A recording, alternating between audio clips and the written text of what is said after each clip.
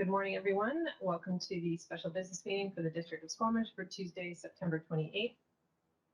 We are meeting today on the traditional territory of the Squamish Nation, Squalin, Squamish, I just want to start by saying that Thursday is National Day for Recognition of Truth and Reconciliation, and the district will be taking that day off.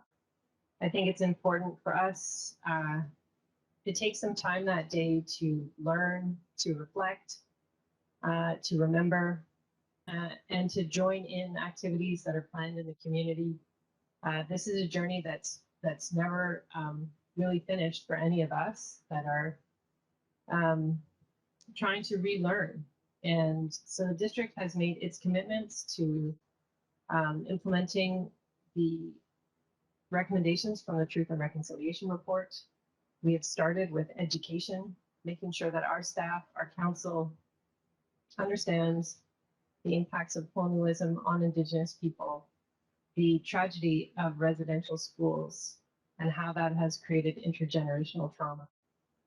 But I think, and we continue to provide those opportunities for our staff and for council to learn.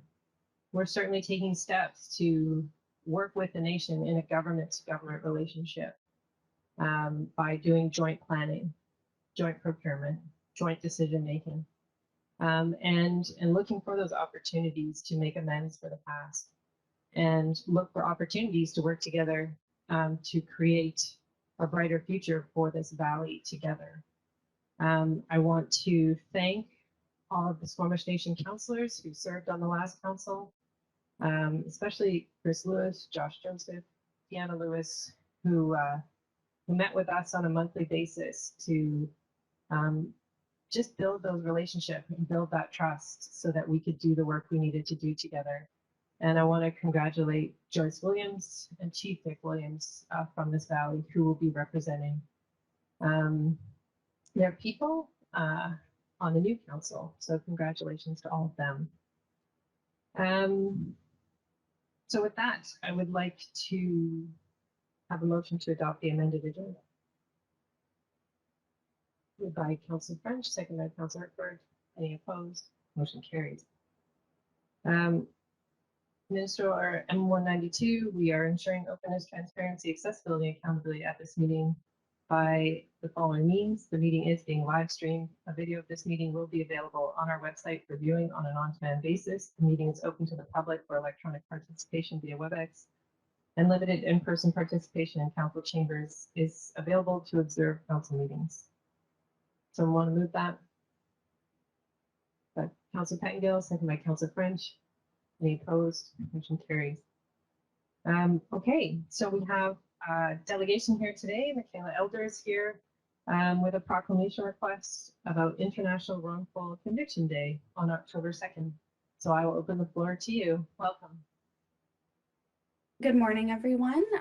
My name is Mikaila Elder, and I'm here representing the International Wrongful Convictions Day Committee, which is an internationally recognized group of professionals, students, and exonerees who recognize October 2nd as Wrongful Conviction Day in an effort to raise awareness of the causes and remedies of wrongful convictions and to recognize the tremendous personal, social, and emotional costs of wrongful convictions for innocent people and their families. So a little background, I became involved in the committee during my last semester of my undergraduate degree at Simon Fraser University because I took a class that focused on wrongful convictions and other miscarriages of justice. The course was very eye-opening and impactful.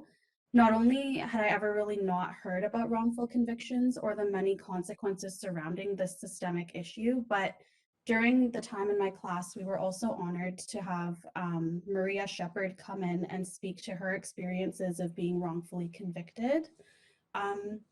So for those of you who don't know, Maria was wrongfully convicted for the death of her 3.5-year-old stepdaughter, Cassandra.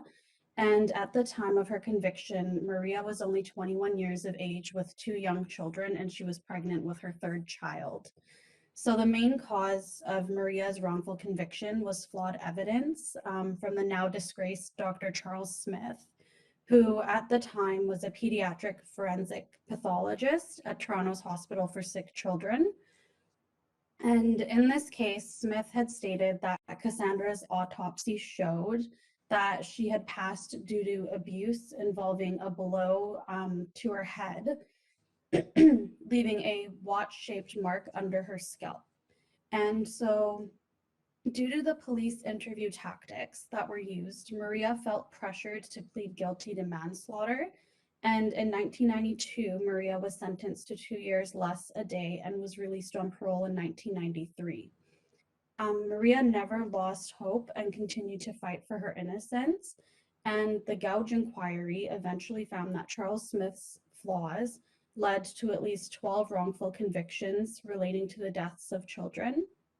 In 2016, the Ontario Court of Appeal quashed Maria Shepherd's manslaughter conviction, and Maria was finally acquitted.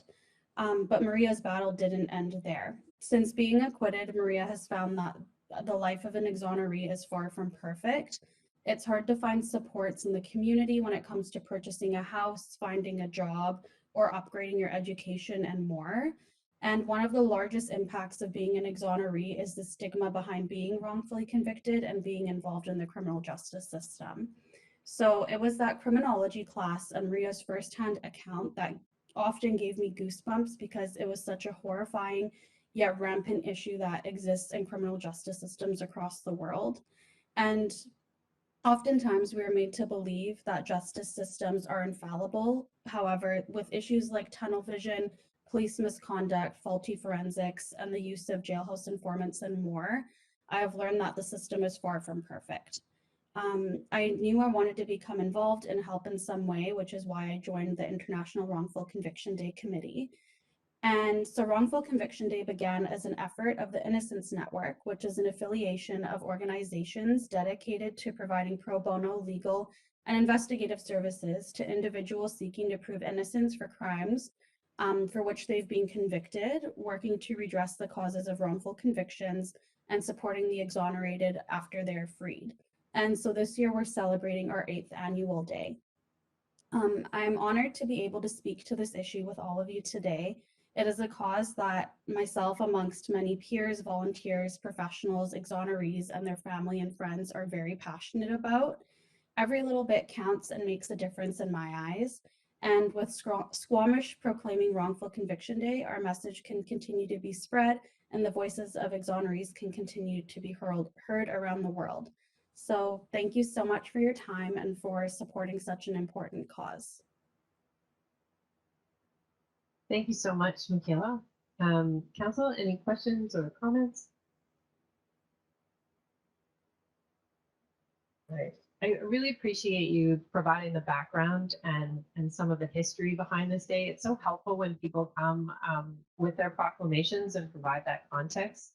It's something that I think all communities should learn more about and how easy it is for that miscarriage of justice to happen. So you spoke very eloquently, and I really appreciate learning more about this day and how it came to be.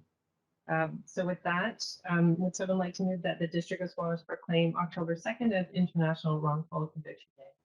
Moved by Councillor Herford, seconded by Councillor Pettengill. Councillor Pettengill? Yeah, happy to support this. Just like to offer one additional thought as I read through this. Just tend to wonder that I think we're making a shift towards more restorative rather than punitive justice. In my mind, that focus we still have sometimes on punitive justice exacerbates this issue. But I'm glad to see this come forward to us, and I appreciate your efforts. Thank you. I'll call the question. Any opposed? Motion carries unanimously. Thank you so much for joining us this morning. Thank you for having me. So Council, before we get on to our budget discussion, we have some letters of support requests. And as you can see, there was a grant announced, which is really about supporting festivals and events to help recover from the pandemic. So the first one is from the Arts Council requesting a letter of support in regards to the Wind Festival. It was moved by Councillor French, seconded by Councillor Anderson. I'll call the question. Any opposed? Motion carries. The second is from the Squamish Beer Festival, also a letter of support request. Moved by Councillor Race, seconded by Councillor Hertford. Any comments? Councillor Peggy. Just a question with this one, I wasn't clear if this is a not-for-profit organization, and so we would be sending a specific letter of support or just a general sort of support of this sort of event.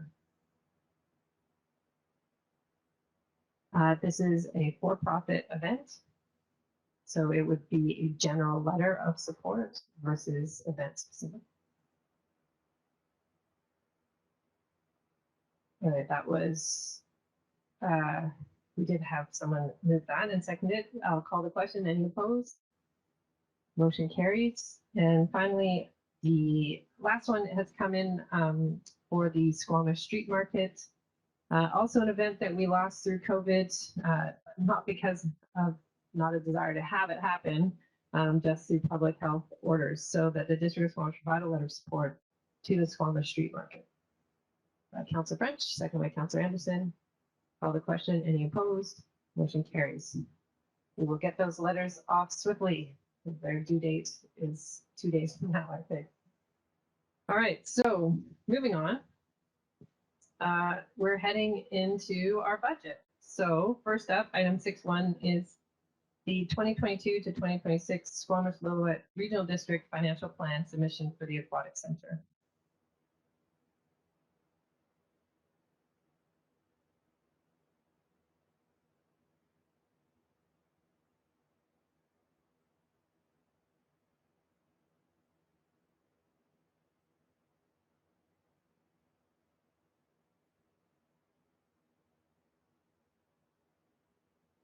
Mr. Russell will be joining us. Good morning. Can you hear me? Yes, we can. Go ahead, Mr. Russell. I am sharing my screen and I'm hoping you can see it. It should have a presentation on it. It does. Go ahead. Wonderful. Okay. And some other, don't mind me, I'm playing with my technology. It's done some sort of other unusual things here. So there we go. This appears to be a little better. Good morning, Mayor, members of Council. Today we are going to present some budget information for your review and approval. We're going to start with the 2020-26 financial plan. We're going to start with the Aquatic Center. With respect to the Aquatic Center,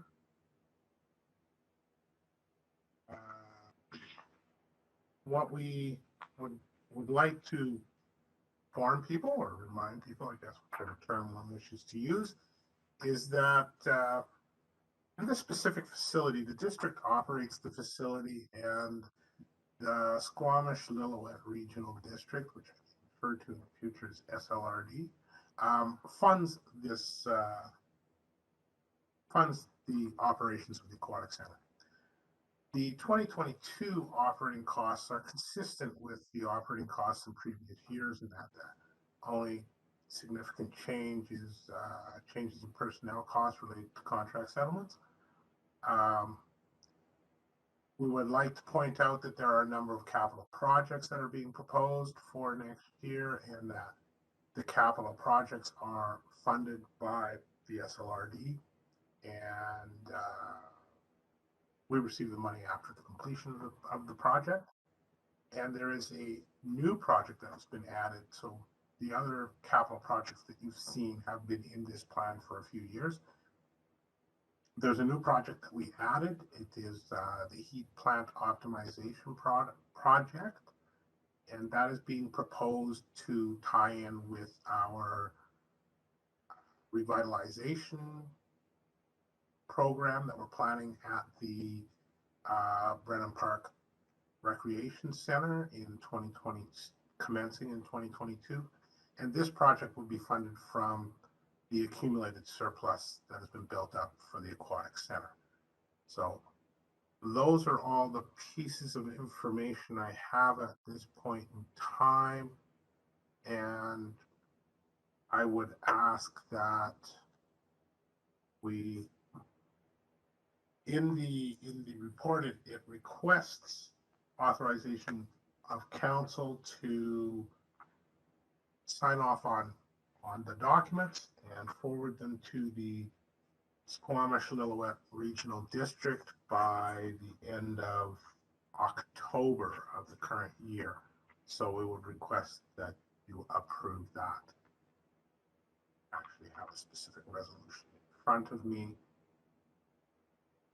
So I will stop and I could pause my sharing for a moment. Open that to any questions the council might have at this point. Council, any questions on this item? Council Pettingill and then Council Race. Yes, thank you.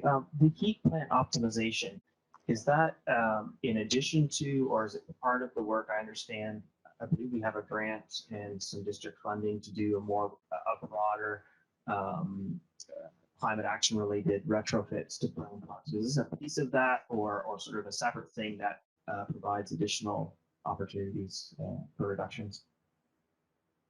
This project is under that same envelope. It will be managed by Mr. Bragg.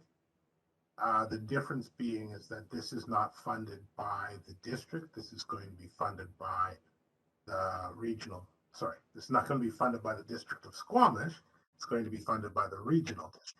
So it's not included in the amount that you are seeing as a grant funded project in the capital plan. It is a separate project under the Aquatic Center.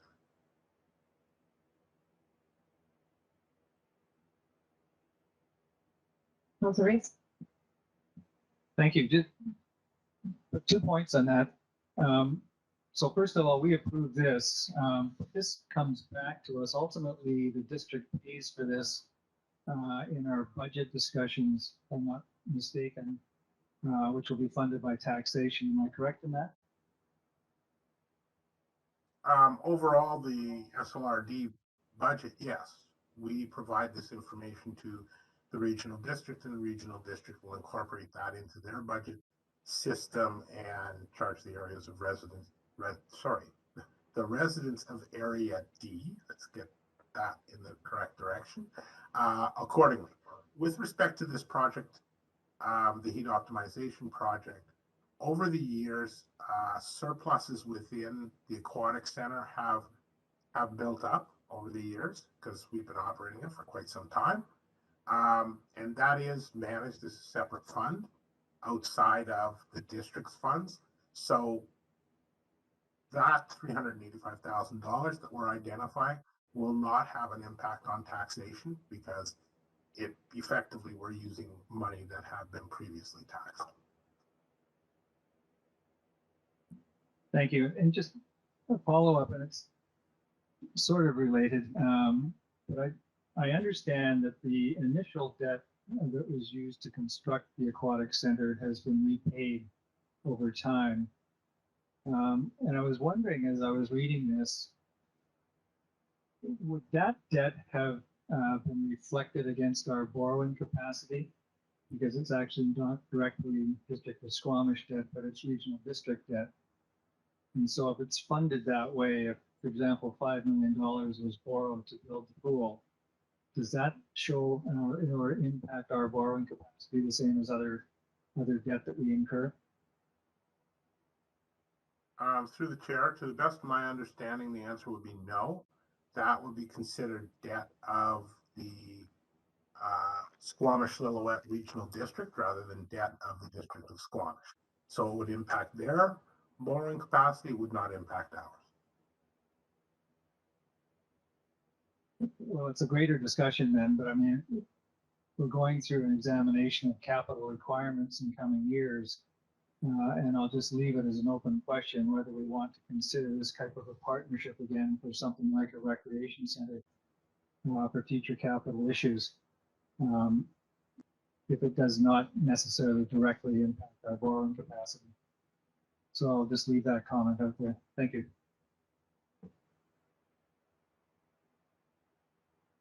Any other questions?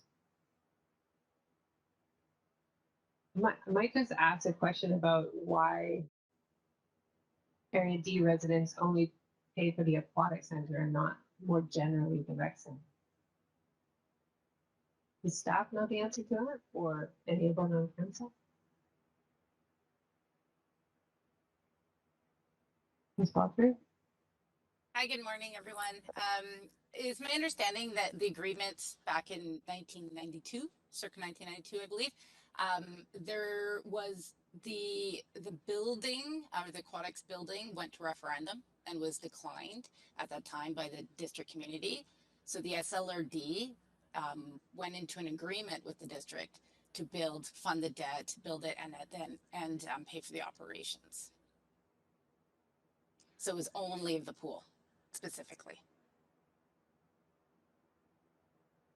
Thank you. And have we had any formal correspondence to the SLRD about our real estate facilities master plan, the goal of building an 8-lane pool, refurbishing Brennan Park, expanding Brennan Park, doing a major retrofit?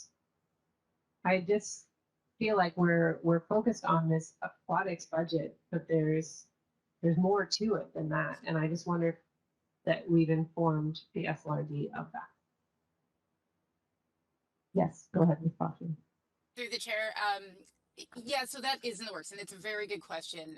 We have asked that Calbragg and Camilla Say develop a full program and on all the upcoming capital, but certainly ones that are grant funded, ones that are part of the real estate and facilities master plan. So that is in the works. Anecdotally, and as part of the budget process for the certain capital we have on deck right now, the SLRD have been always part of that discussion, but the additional real estate and facilities master plan, that's a further discussion. Absolutely.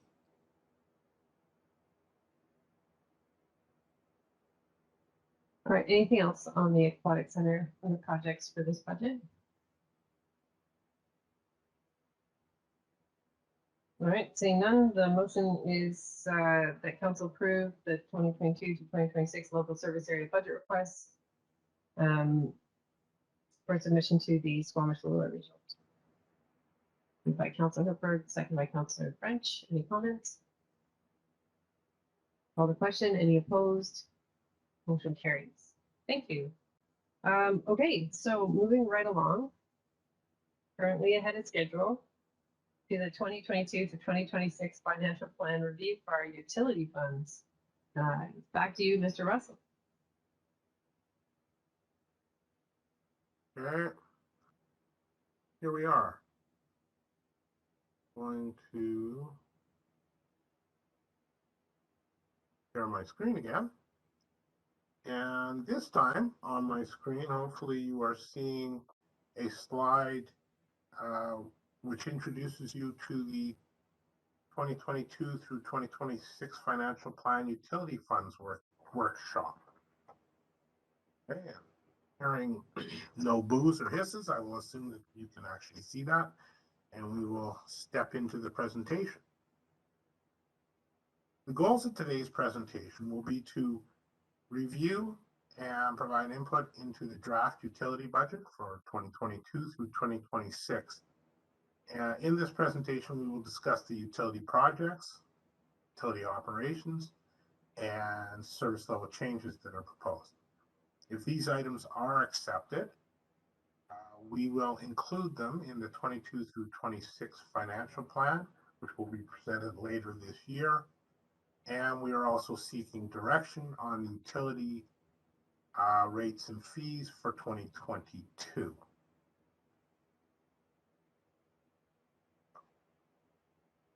With respect to the utilities, the general focus on the utilities is the reserve status. So where are we with our reserves, and what is moving the reserves up and what's moving them back, and what are those levers and how are they being impacted? So the slide in front of you today starts with the 2020 year-end balances in our 3 utility reserves. You can see that they all have nice positive balances, which is all good. In the water reserve, you see an ongoing increase year over year through the years 21 through 23. There are no significant capital projects in water which are drawing on the water reserves at this point in time, which is why we are recommending a 0% water rate increase. Given the size of the reserves and their stability, we don't really see the need at this point to increase our water utility rates. For wastewater, we're proposing a wastewater rate increase of 3% in 2022. And as you can see, our reserve balances dropped from about $10 million in 2020 through significant reduction in 21 and a very large reduction in 22 before they stabilize in 2023. You will also note, or within the documentation that has been provided to you, and I'll explain where you can find that our wastewater reserves rebound after 2023 and bounce back up fairly quickly. We have some fairly large projects that are being funded out of the wastewater reserve. In 2021, we have the Monquin Road project of approximately $2.3 million. And in 2022, we have the wastewater treatment plant project in the order of about $6 million. So between those two projects, they will eat up a fair chunk of our reserves over the next few years, which is why we are indicating or requesting a rate increase to stabilize the reserve value.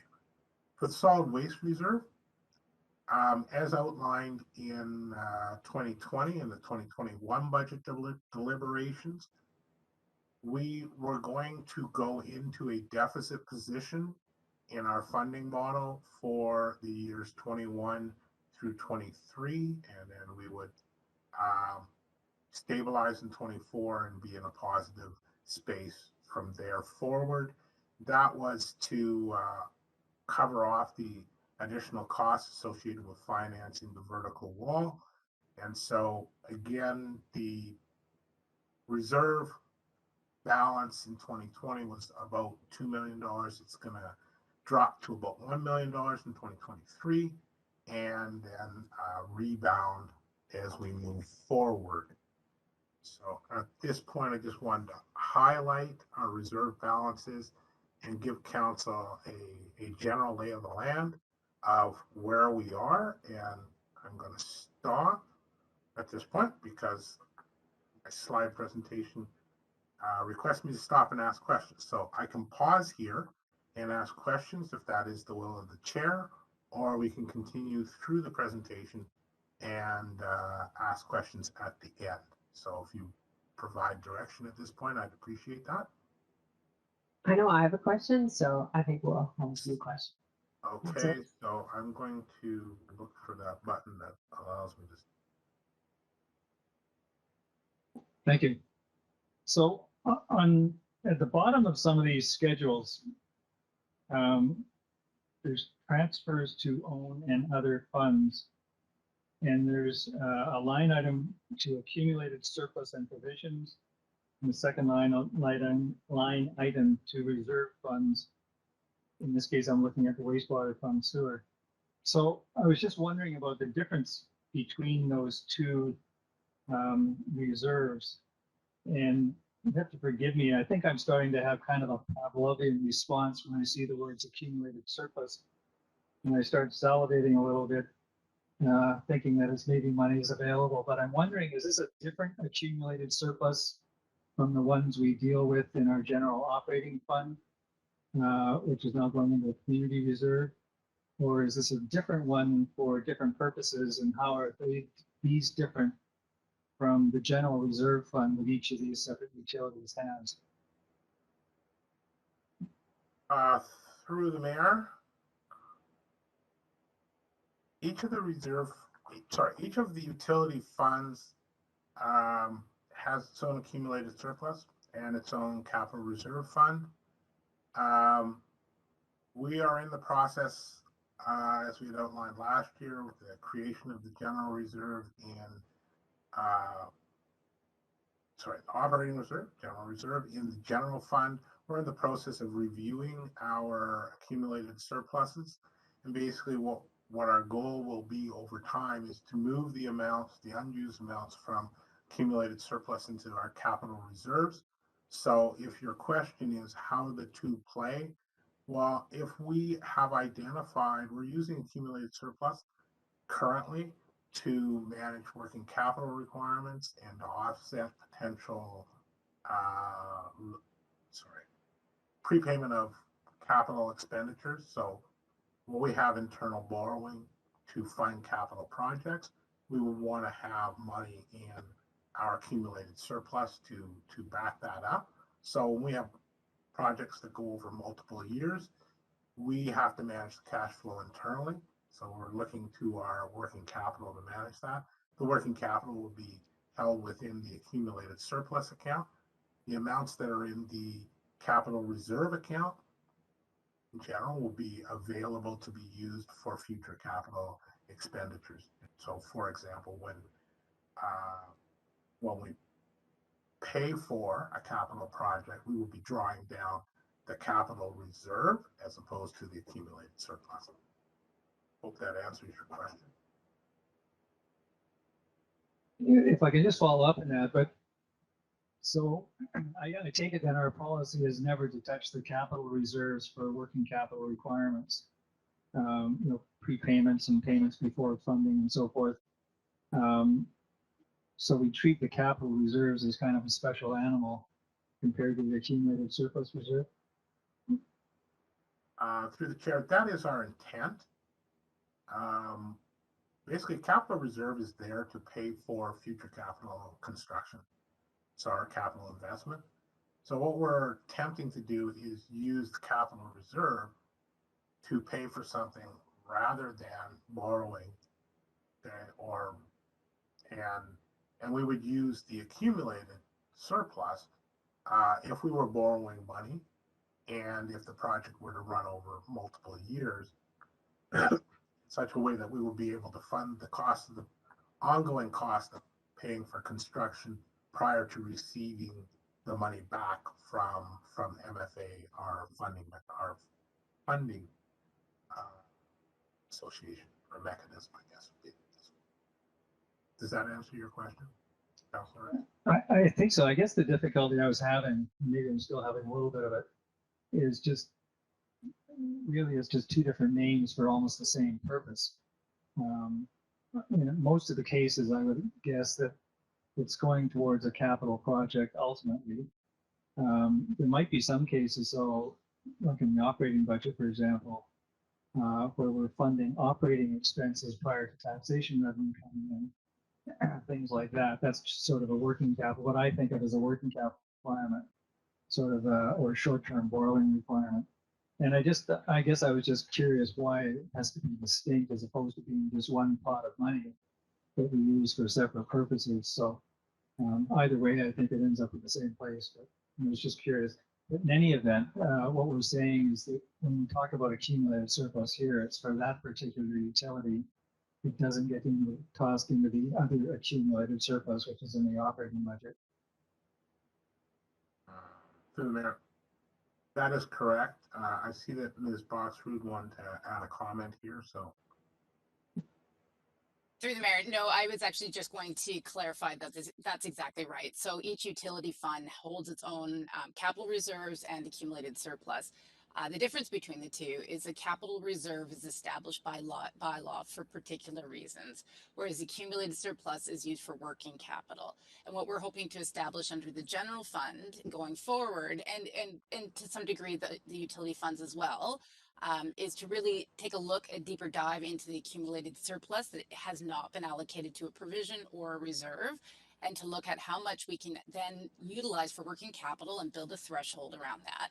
And then also how much we can use for just regular working capital to fund internal borrowing. And that also aligns with our direction in using the temporary borrowing opportunities. So we're then able to balance and use a lever between what we're using temporary borrowing for versus working capital. But we can also establish emergency situation thresholds within that as well. So it's really diving into that accumulated surplus, establishing thresholds, and then putting it into a general reserve, and then putting a bylaw around that general reserve as well. But further clarification, general fund completely separate from the utility funds. Other questions so far? Councillor Anderson. Mr. Russell, under revenue changes in the report to council here, I'll just quote, solid waste had an increase in waste diversion revenue at the landfill. Is what is being referred to here tipping fees? Through the chair, what's being diverted is recycling. So what occurs is a truck will come and it will be carrying materials that can be recycled. So it gets weighed and they would pay the normal fee, and it would go to a recycling area, and in that area they could separate out those items that are going to end up in the landfill to be, rubbish per se, and those items that could be recycled. And we charge a fee to access that area, and as part of the overall cost recovery for the landfill. And I hope that addresses your question, and if not, you might be getting into some technical operations aspects of the landfill that I might have to defer to our specialists on. Thank you, Mr. Russell. It probably does satisfy me. However, people in the recycling industry in reading that might have a different kind of take on that use of language. Waste diversion revenue, if it is tipping fees, that is a particular type of use of language. But I take it that there are revenue streams in recycling processes. That satisfies me for now, Mr. Russell. Thank you. Councillor Pettingill. Remember, we're just on that first section of slides. Thanks. And Councillor Race had, I think it's the slides we're looking at, the same number of the same questions as me. So thank you for the clarifications there. The other thing I was wondering, I understand, I believe the expenses come from our master plans. It seems that we've seen significant construction increases, supply chain challenges, and so on that we haven't seen over the past decade or so otherwise. And so did we get a chance to review those expenses or those master plans? Have those been updated? And more broadly, I guess, what's our confidence in those forecasted expenses at this point? Through the chair, I'm going to suggest that we have a fairly high level of confidence. I'm going to let Mr. Wickham give you the true engineering definition. Go ahead, Mr. Wickham. Thank you. Through the chair, yes, the overall, there's a mixture of how we come up with the capital projects and special projects on the budget. We do have some items that are like an annual overall broad bucket, and those get updated every few years, usually every 5 years. And then there are specific projects, often it will be a DCC project or some other project. And on those, when we go to put them into the budget, we do review the expected costs. And in fact, in many cases, we will have started the engineering on those projects the year before, so that we can tender very early in the year and get the contractors while they're still hungry and get better pricing. So we often have an excellent idea of what the pricing will be. That it does vary depending on the project.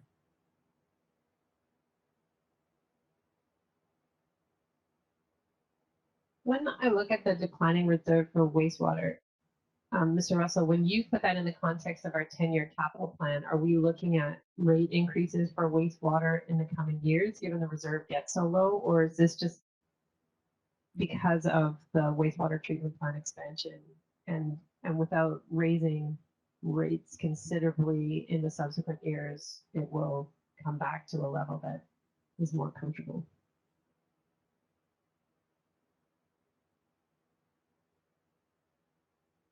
You're on mute. You're on mute, Mr. Russell. Sorry, I think that there's some switch offs there and people get muted. We are recommending a 3% rate increase in the current year. We anticipate that there may be a need to continue with modest rate increases in the sewer utility as we move forward. We're looking at a fairly significant project that's underway currently with the wastewater treatment plant upgrade. It's about a $13 million project, started in 21 to work through 22. As a result of that, that's putting a significant dent in our reserves. So yes, we will be looking at rates. The other factor that's occurring within the wastewater utility is in 2024, I should say, let me phrase that slightly differently. By the end of 2023, the engineering group has forecast that they will have completed some fairly significant sewer main upgrade programs. And so the sewer main upgrading program costs will go down by approximately $800,000 per year starting in 2024.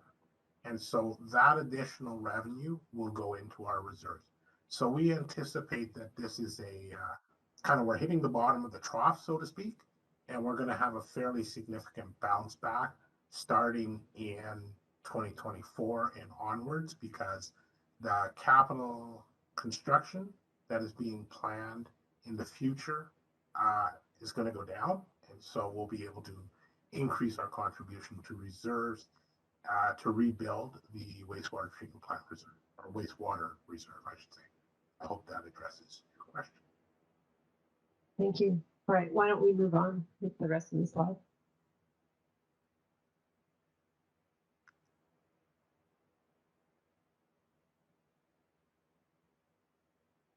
So, continuing, we would speak about capital projects. So the key drivers for most utilities are their capital plans. So in water, we just have the standard rehabilitation and replacement projects for mains. In wastewater, we have rehabilitation and replacement projects for mains, lift stations. As I had just commented, that runs around $1.4 million per year, will continue for the next few years, and then drops down in 2024. We have a major project for wastewater treatment plant upgrade, which has commenced this year and will continue into 2022.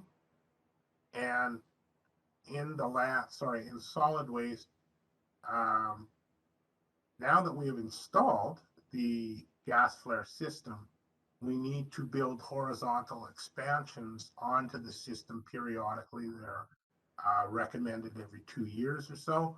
And that basically is just to cover additional areas of the landfill so that we can extract the gases from those areas and flare them. So see, here's a depiction of the capital plan over the years and our financing methodologies. You'll note that there's significant development cost charges being assessed or to fund capital projects. in both 2022 and 2024. Those are primarily, sorry, in 2024, that's a sewer project. And in 2022, that is a water reservoir and wastewater treatment plant. Okay, the other item of note is you'll see kind of like a very large cost being projected in 2026 in wastewater. And we have been informed by our engineering group that the wastewater treatment plant will require further upgrades as we move through this decade, and those upgrades are to address seismic issues associated with our existing plant. And so effectively, beginning in the middle of the decade, give or take, we're going to embark on something which will effectively result in a full upgrade of the existing plant. Now we're going to talk about our operational budgets for the utilities. You'll see that there are a number of special projects that we have undertaken. Excuse me. And we would like to make a comment here that we've attempted to streamline our budgeting process somewhat. And so within the utilities, we've moved the projects out of special projects.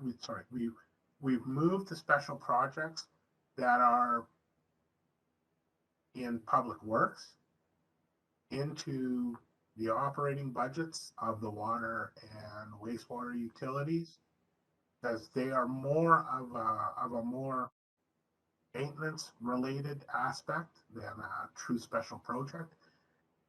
As an example, one of the projects that was brought forward this year was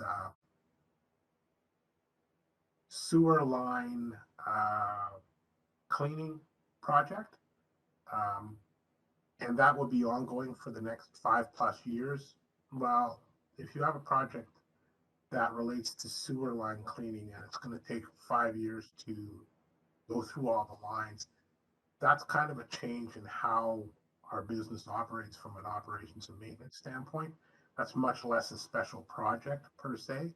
So we move those types of projects, those maintenance projects out, and what you will see here are just the projects that are being run by our engineering group, because those are truly special projects with start and finish dates, and they are much more associated with the intent of the special project, which is to capture things, with respect to the utility, that are studies, assessments, master plan updates, etc. So again, there's a number of them that are going to take place over the next few years. There aren't any,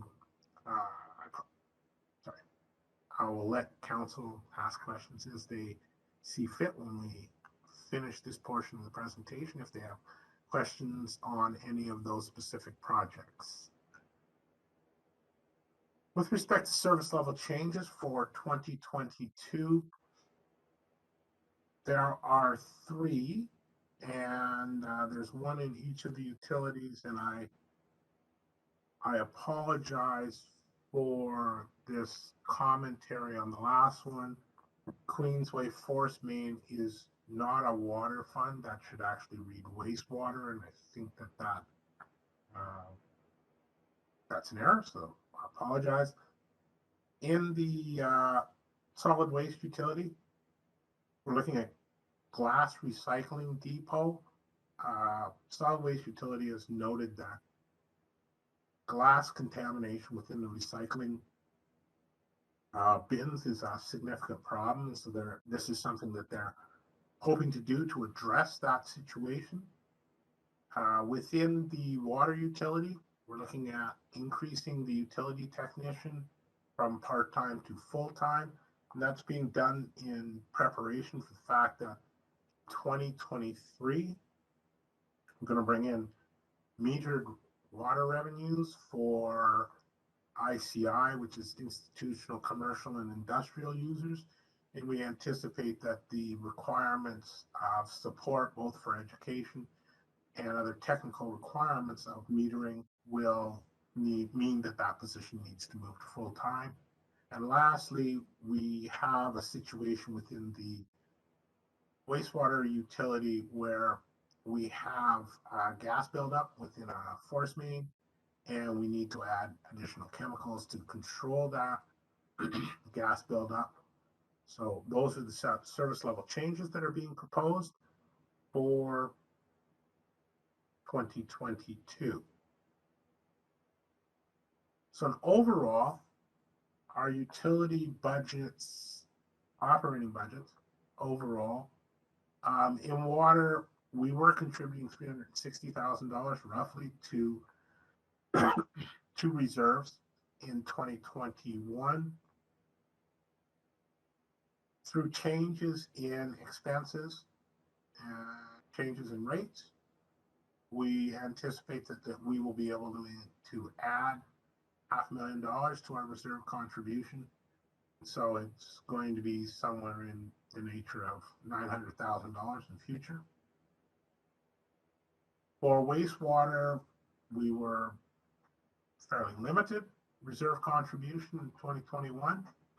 Again, we're looking at some fairly significant rate increases, and so that will allow us to increase the amount of funding that we're able to flow into our reserves. So it'll be approximately $800,000 contribution to reserves this year. And with respect to wastewater, due to our cost sharing agreement that we've developed to allow us to fund the increased costs of the vertical wall debt financing, I guess would be a better term. We were in a deficit position in 2021, and we anticipate that we will be in a continued deficit position in 2022. But basically, we're looking at over the year to year, we're reducing that. So our revenues are going to offset our expenses. So we'll be able to slowly chip away at that deficit position. On this page, I think probably the biggest number that jumps out is the 2022 revenue changes. It says change in customer count / revenue, base revenue. In solid waste, the base revenue is related to waste diversion, a question that was raised by council earlier. And water and wastewater, the change is related to customer counts. So what has happened is that in 2021 budget, we were using the 2020 customer count, and we had used the 2021 customer count to forecast, we used the 2020 customer count to forecast 2021 customers and revenue for the water and sewer utilities. So this year, when we reviewed the results in July, when we get the results back of our revenue streams, we were able to recognize that there was a gap because we were using old customer numbers, and that in addition to increasing for the existing customers, we needed to add a projection for the change in customers that would occur between 21 and 22. So that's why the change in customer counts revenue is so significant. That's probably roughly 40% higher than it would normally be. And that's because we're now trying to incorporate both the variance plus a forecast of change in customer counts for future years.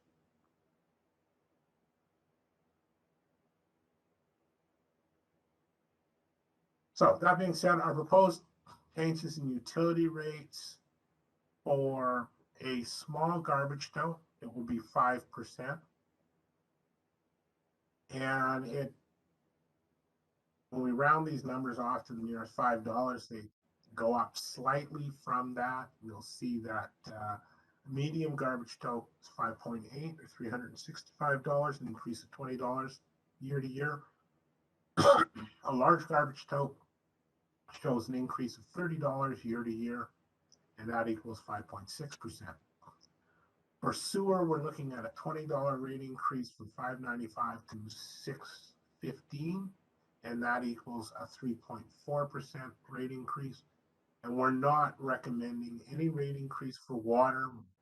Hold those rates at the 2021 level of $490. Our proposed utility fees for the landfill, we're going to show again a 5% increase for most of these fees. There are a couple items that seem to deviate from that slightly, but that's mostly because they're on a per item basis as opposed to a per ton basis. And so therefore the change in costs may be a little slightly different than the 5%. And at this point, I'm going to stop and ask for questions because I've jumped one slide too far forward, because that is the presentation for the utilities at this point in time. And I will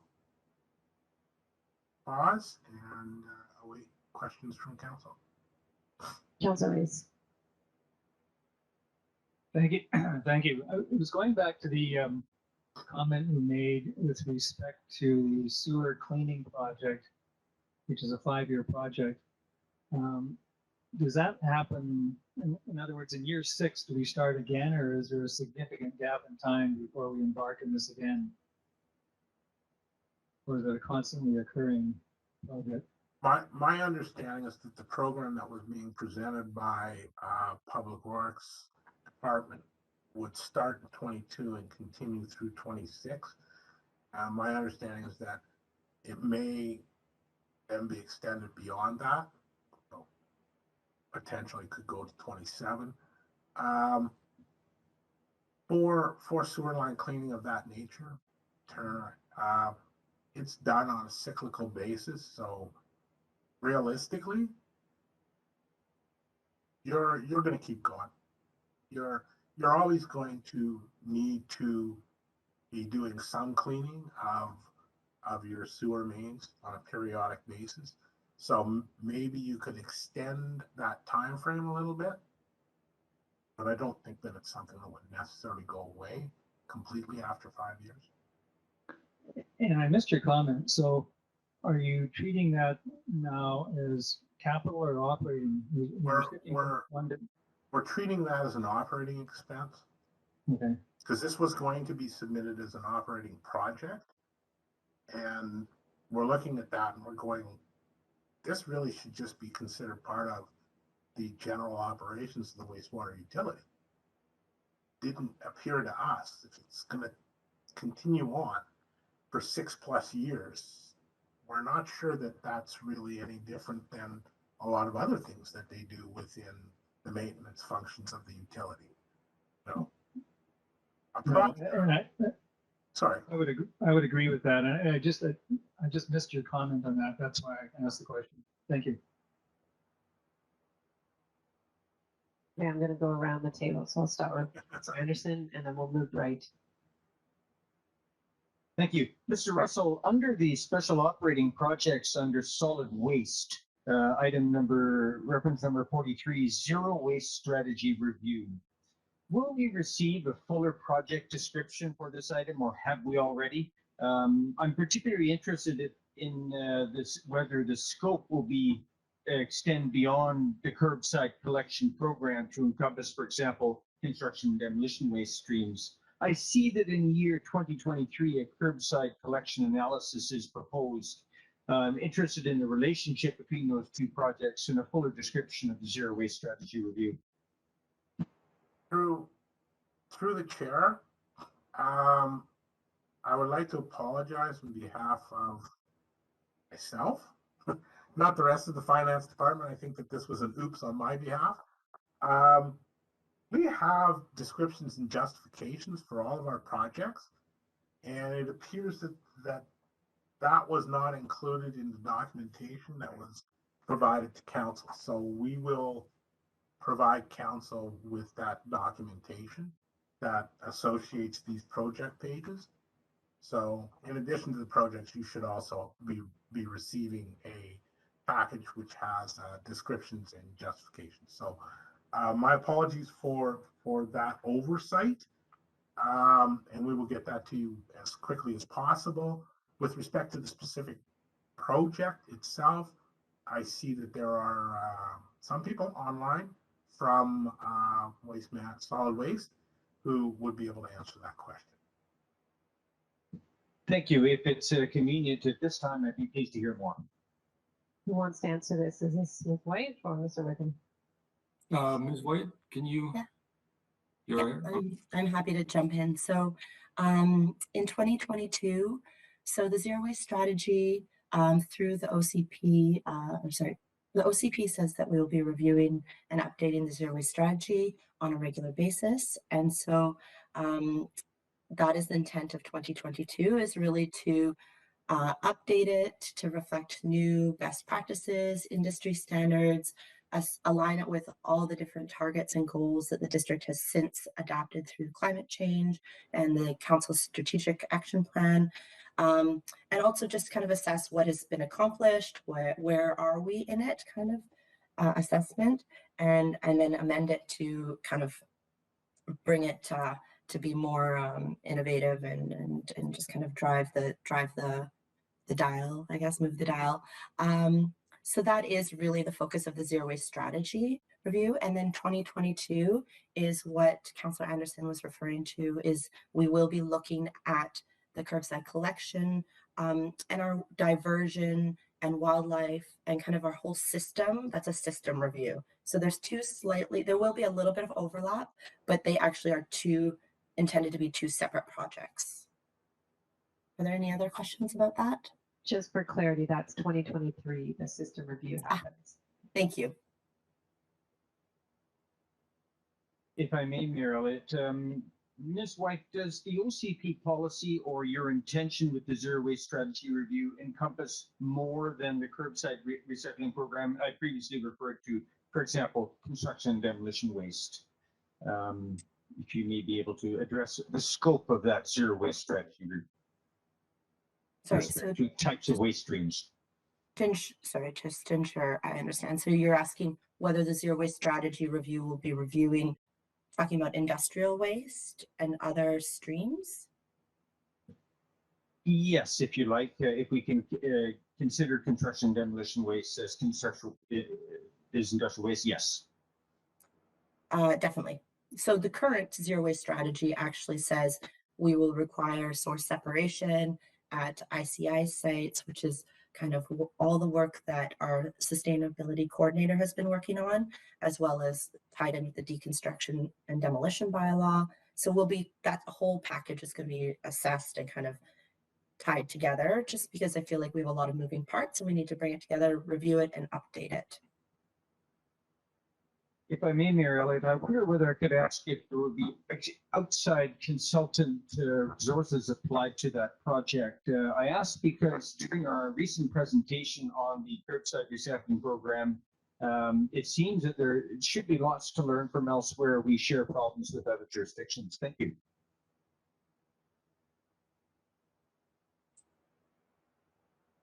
Through the chair, sorry, was that whether we will be using an external consultant for that project? That's Yes, right. please. Okay, sorry. Yes, the intent is for it to be done through an external consultant, as well as paired with internal staff time. Thank you. Councillor French. Thank you. So there's very little information about the glass recycling depots in the staff report. So I'm curious to know, well, I support the initiative because we're not getting the results that we're looking for with the current program. So is there more detail that staff can offer on the specifics of this plan at this point? And I'm thinking of details like how many depots have preliminary locations being identified? Will they be located near households? Is there going to be 24-hour-a-day, 7-day-week access to these depots? Will GFL service the depots, or will it be done by the District of Squamish staff? Has this level of detail been determined or yet to come? Through the chair. At this point in time, no, we don't have those answers. Those are questions that will be will be answered before we launch the program. But at this point in time, no, we don't have those details sorted out yet. Okay, great. And I trust that great thought will be put into all of those details, because this has the potential to be quite disruptive in our neighborhoods. Thanks, Chair. Councilor Pettition? Yeah, thanks. I actually also had a question about the glass depots. I'm wondering if there are capital expenses we have expect to see as well. It seems that what we've seen so far are just operating expenses.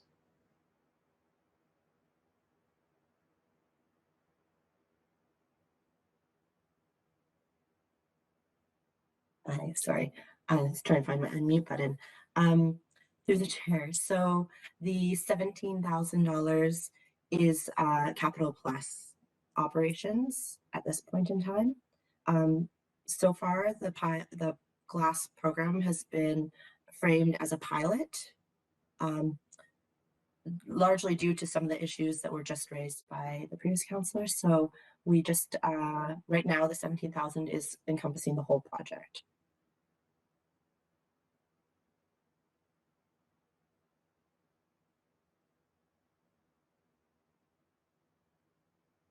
Councilor Hooper? Thank you. My question's around the residential collection and the rates regarding the small, medium, large garbage cans, I guess. And in the past, we moved to keep the small garbage can at the lowest rate, and I'm just seeing this in the documents. It shows the it would appear to me that we still have a ways to go to moving people out of the medium, and I was curious about the rationale of increasing this all at basically a very similar rate versus taking keeping the small at the lowest possible rate and splitting that increase out over the other other sizes, and what the thought process was there. And I do see that eventually, when we get everyone out of a medium into a small, we're going to have to recover some of the costs from the smalls, but it seems that we have a ways to go yet. So I'd love to get some thoughts on that.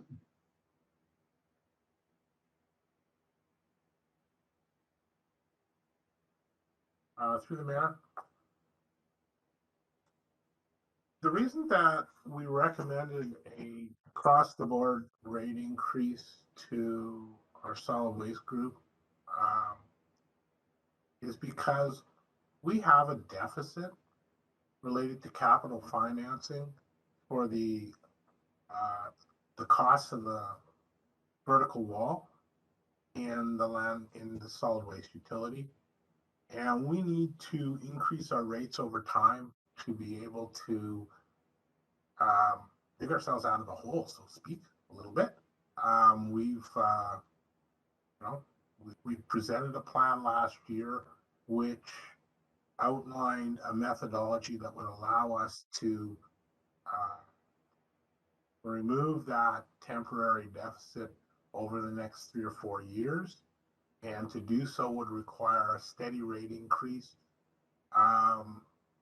to increase the overall revenue of the utility.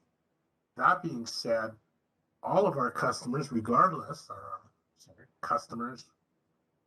residents, regardless of the size of their totes, do contribute to our landfill waste and to increasing volumes at the landfill.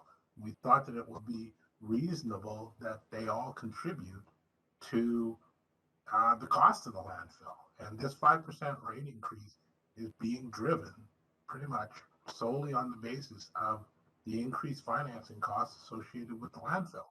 So that being said, although we understand and want to promote waste diversion and waste minimization as best as possible, we also believe that there's a need to increase our rates in an equitable manner.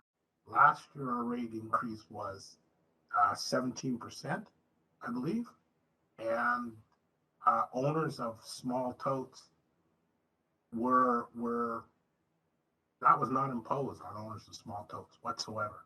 So we think that, you know, over the past 2 years, they kind of got a really good break last year. And now as we try to creep the rates back up to compensate for the cost of the landfill, they too are going to have to pay an equitable share. So that was our rationale and our recommendation to the solid waste group with respect to their rates. We're certainly open to the decisions of council around that. Thank you.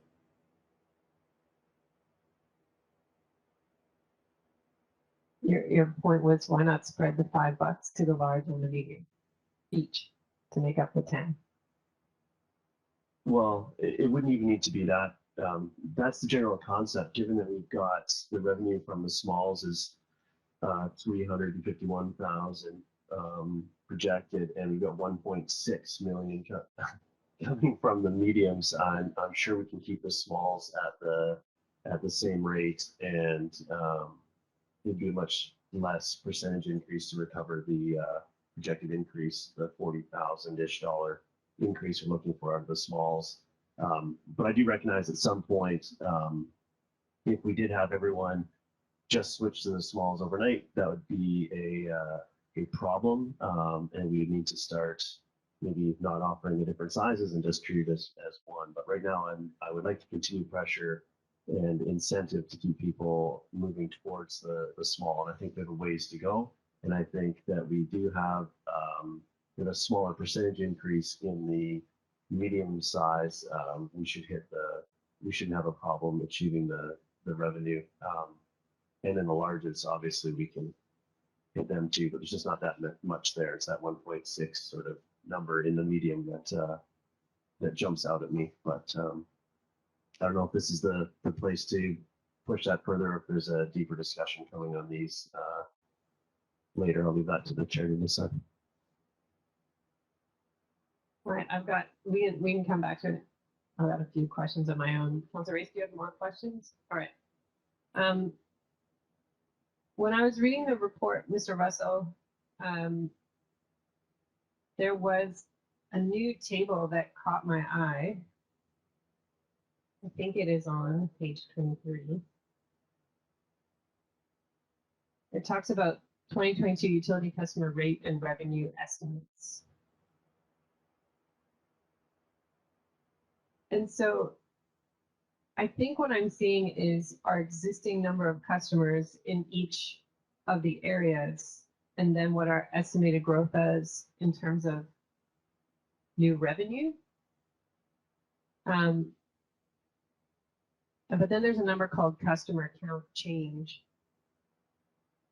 And I'm wondering how that differs from the number above that's highlighted. So for instance, in wastewater, it's 228,000. But then below it, there's a number that says 297,500. Anyway, if you could just, I think this is a new table. I don't remember seeing this last year.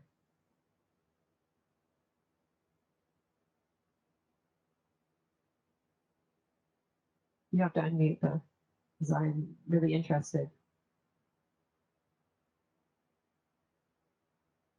I'm glad I was muted, because I was probably going to say something I shouldn't have. You didn't see it last year because we just showed you the top portion of the table, which showed you the rates. We didn't show you the calculations behind the rates. Because this year the real big change was because of customer count. We thought it more appropriate to provide you additional information that showed where the customer count component comes in. So when you look at the wastewater, for example,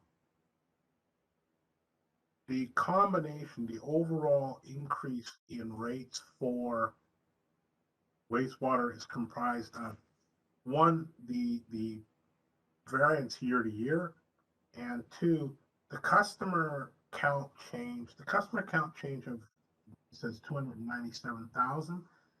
That reflects the increase in customer count from 21 to 22, like our forecast of an additional 500 customers being charged on the 2021 rate.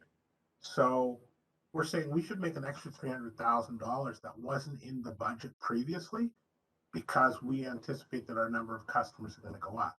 The number that you see above that, 228,000, that represents the 3% increase in our rate over all the customers. So that's how those two numbers fit together. Thank you. So I noticed that we've got a service level change around water conservation, but I'm just curious, and Mr. Russell, you may not be the person to answer this, is we have a sustainability group that's doing a lot of education on a lot of different topics, but now we're going to put a role into the utilities area that is focused on water conservation. And I'm wondering why we're putting these roles in two different places versus adding that responsibility to the sustainability group. Through the mayor, thank you very much for letting me deflect this to our experts on this, because to be fair, that is not a question I can manage and answer for. So I'm going to look to Mr. Wickham, perhaps, to be able to assist us with that. I think that's a great question, through the chair. I think that historically, this position in water conservation, a lot of the concentration has actually been on ingress of water from broken pipes, people who have their roof leaders hooked up into the storm system, people who are using their doing irrigation at times when they shouldn't be doing irrigation. It's very kind of technical, hands-on, looking at meters, and it's been the Public Works group who's handled this position because it just fit in very well with their expertise. Whereas the sustainability group is looking more at policy and capital works in the case of active transportation, for example, and concentrating very much on climate change. And although water conservation is somewhat related to climate change, it's also somewhat tangential. So I think because of the hands-on technical nature of the position, it does make sense to have that working directly with utility and with the operators who are working day to day and seeing the community consumption on a daily tactical level, whereas the sustainability group is working at more of a strategic level.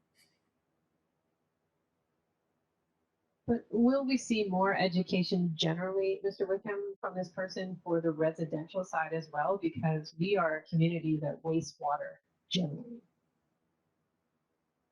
Absolutely, it is my understanding that the position does work with individual residents in a very direct way, as well as with businesses and others. So perhaps when this comes back, we can get those service level change descriptions and project descriptions with our package, just so that we have some additional context.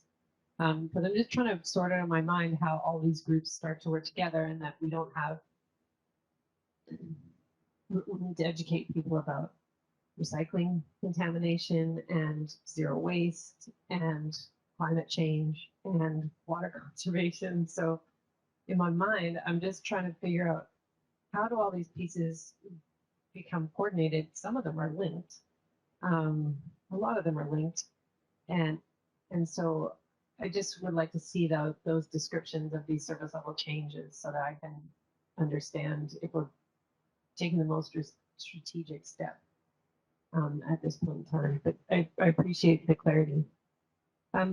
Mr. Russell, I do have a question for you though. On page 13 of the staff report, it talks about the current wastewater DCC balance being 2.8 million, and that will require borrowing to support the big investment that's needed here. But then it talks about that the DCC funding shortfall will be supported by a loan authorization borrowing, and then use future DCC revenue to make the debt servicing payments. So have we done that in the past? Because as I understood it, our DCCs were quite stretched because of the work and the commitments we have at the ocean front. So I'm just curious, have we used that approach before, and is there any risk? Through the mayor, no, we have not used that approach before. But we have done some research on our ability to fund DCCs through internal borrowing between DCCs and through the use of debentures to support DCC costs. So our recommendation for wastewater is to use a debenture due to the size of the project that we're looking at funding. This is a $13 million overall. This is a $13 million project. Our DCCs are currently under review. Currently within the DCC bylaw, the amount that can be funded for this project is $6 million. That bylaw is the DCC bylaws are being reviewed by engineering, and we have an external consultant working with us.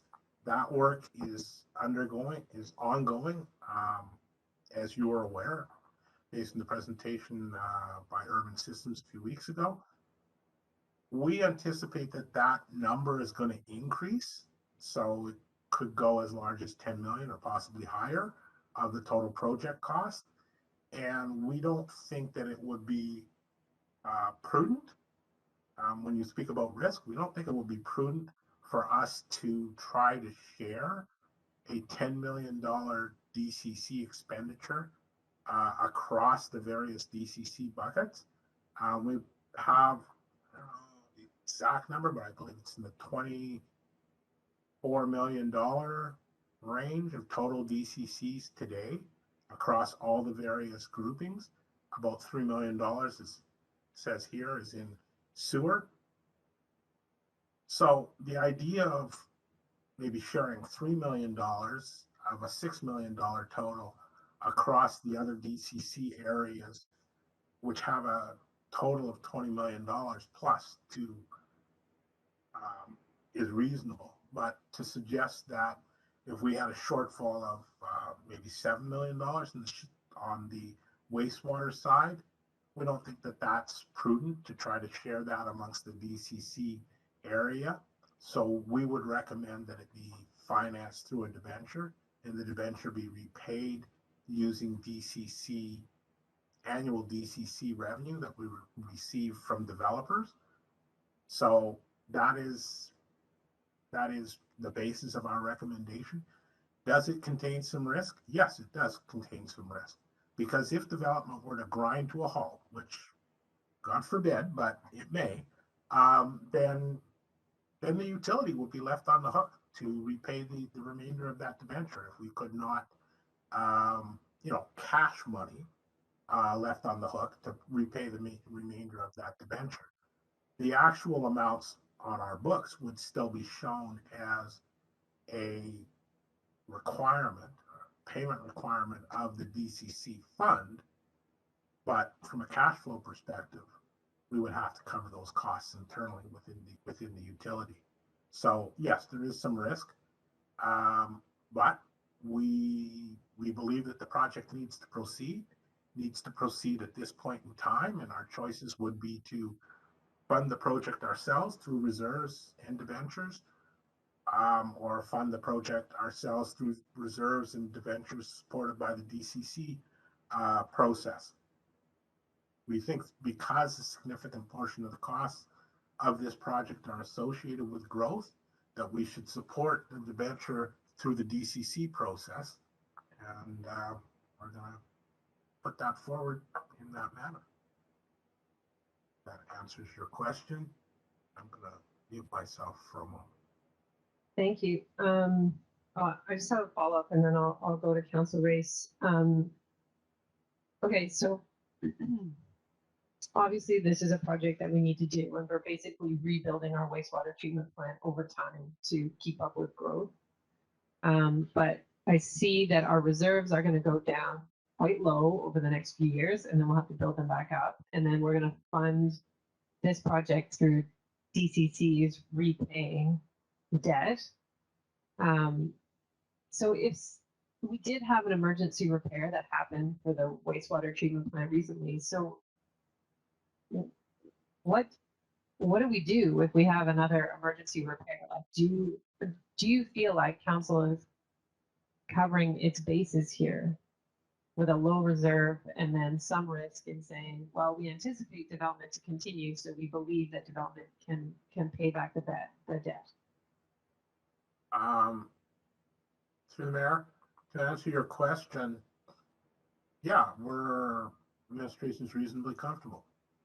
The utilities historically have lent money to each other if their reserves get into a tight position. You'll note that the water reserve has a growing balance year over year, and although wastewater is projected to drop fairly significantly over the next couple of years, depending on the amount of reserve financing for the wastewater treatment plant, we're not showing any significant expenses being charged against the water reserve. So water reserve is going to increase by roughly $1 million a year, give or take, for the next couple of years. So we think overall, the utilities as a group are in a pretty stable place. Individually, as we bring on significant projects, each of the utilities is going to experience a dip in their reserve balances while they fund those major projects. That is the nature of reserves. You're always hoping to have one high when the other one's low, so that your overall balance is reasonably stable over time. We believe that we're in a place as we move forward where we're able to do that. So we're reasonably comfortable with the plan that we're presenting moving forward. Thank you. Councilor Race? Thank you. I'm wondering what exactly we're talking about when we talk about a debenture. My experience with debentures in a commercial context is that they are loans that are secured by some form of asset charge, similar to a mortgage, but not necessarily confined to land. So what specifically are we talking about here when we talk about borrowing from one DCC fund to finance another? So I assume we're talking about something like borrowing from a road fund to finance the utility improvement and then repaying it. But what is the debenture? What exactly is that? Through the chair, the debenture will be issued by the District of Squamish. So it will be a similar debenture that we would issue for any other capital project. And what we're recommending is that rather than the funding coming through directly through the utility to pay for that debenture, the funding would come through the DCCs that we collect on development, and we would use the DCC process to pay for the cost of the debenture. The mayor had raised the question that, well, what happens if development were to slow dramatically and we didn't receive enough money? Yes, that is a concern. I mean, that is certainly the risk.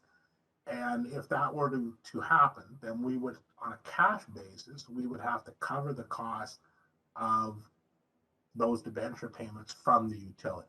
So is Is it a perfect scenario? No, but we think that it's probably the best scenario that we can move forward with at this point in time and still allow ourselves to push this project forward and to fund it in an equitable manner. We think that it's appropriate that this be paid for by DCCs, as the majority of the nature of this project is there to support growth, both past growth and future growth. So in effect, it's MFA borrowing funded by future DCCs. That's what we're talking about then. Through the chair, yes, that is correct. And so there's a couple of mentions in the report about DCC shortfalls. And I'm wondering, are we scheduling a review of DCC rates generally? Are we being subject to increasing costs that are throwing the sort of the estimates out? Through the mayor, DCC rate review is currently underway in engineering. And I believe that they presented, that our consultants presented an outline of the DCC process earlier in September. And I see Mr. Merrow is on the line. I'm not sure the anticipated finalization date, but Mr. Merrow is the lead on that, so perhaps he can help us with that. Good morning. Well, thank you for that answer. Through the chair. Yes, Mr. Russell is correct. The review is ongoing. We should have the financial model buttoned up probably within the next 2 or 3 weeks. And then we'll be able to get some draft rates and bring them back both to council and to the development community and the local community for consultation.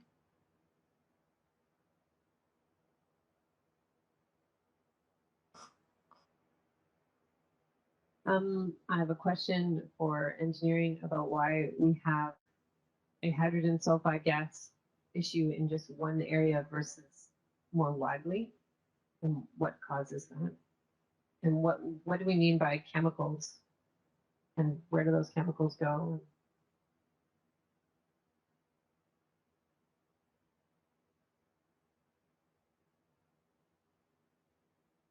Through the mayor, I can address that if you'd like. Thank you, Mr. Olson. So the issue is present at the Queensway lift station. And the reason why it's present at that location is because there is a 3-kilometer long force main that pumps from downtown. So what happens is the sewage sits in that line for quite a long time in an anaerobic environment. And so when sewage sits for a long time in that environment, that's when it starts to produce that hydrogen sulfide gas. So it is specific to that area because of the anaerobic conditions. And in terms of the chemicals, I'm not specifically aware of what chemical it is that's being led by Public Works, but it's an additive that would be put into the upstream lift station, and it just prevents the formation of the hydrogen sulfide gas. Mr. Olson, why wouldn't we just increase the throughput rather than allowing it to sit? The reason why is because it's demand driven. So we can only pump as much through that force main as sewage comes into the upstream lift station. So that's basically out of our hands. You know, it's pumped at the rate that sewage is received to the upstream lift station. Okay, thank you. And Mr. Russell, I know we haven't seen the rest of the budget yet, but are there any, because of the changes in the utilities, are we expecting any changes in the general fund to equipment that's needed by Public Works that aren't shown here? Through the mayor, I'm going to suggest the answer to that is no. In that both water and wastewater pay a contribution to the equipment reserve annually for their use of equipment. There is one item, I believe, on this list. One capital item, I believe, on this list related that is of an equipment nature. I think that there's a truck that they're looking to purchase in 2023. That's being funded by the utility. At this point, that's our intent. So, no, I don't think that there's any significant items here within the utility capital plan or operating plan that are going to have impacts on the general fund. Thank you. Councilor Hurford, do you want to come back to your topic?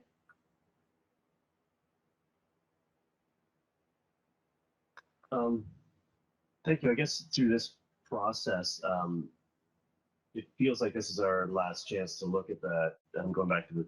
I'm going to go back to the totes, and personally, I'd like to see that increase in revenue needed to come from the medium and the largest. So I'd like to see that percentage increase not hit the smalls at this point.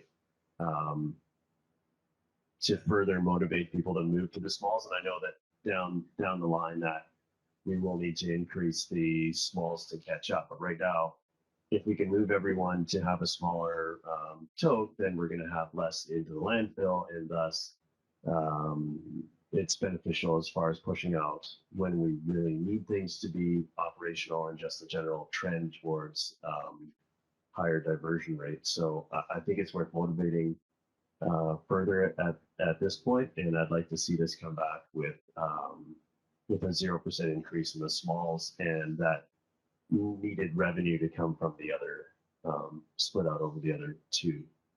Do I need to, Mayor, would you be looking for a motion to that effect put forward on through this? It's kind of a big pack. I'm not sure how best to do that besides speaking on it. Yeah, I just want to make sure that if you are going to put a motion forward, that you just give councilors a chance to ask questions first. Okay. So, Councilor Everett's proposing that the $10 rate increase for the small totes be spread over the other size totes. I suppose I have a question. I think our deadline for switching totes is this week. Is that right, Ms. White? Yes, you're correct. September 30th is the deadline for moving any size of tote up or down. Just to provide a little bit of historical context that isn't captured in this report to council and presentation is that just to inform your decisions and questions is that we have been working since 2017 to keep, that's kind of when we started readjusting our rates for the totes to keep small low. So small in 2017 was $190.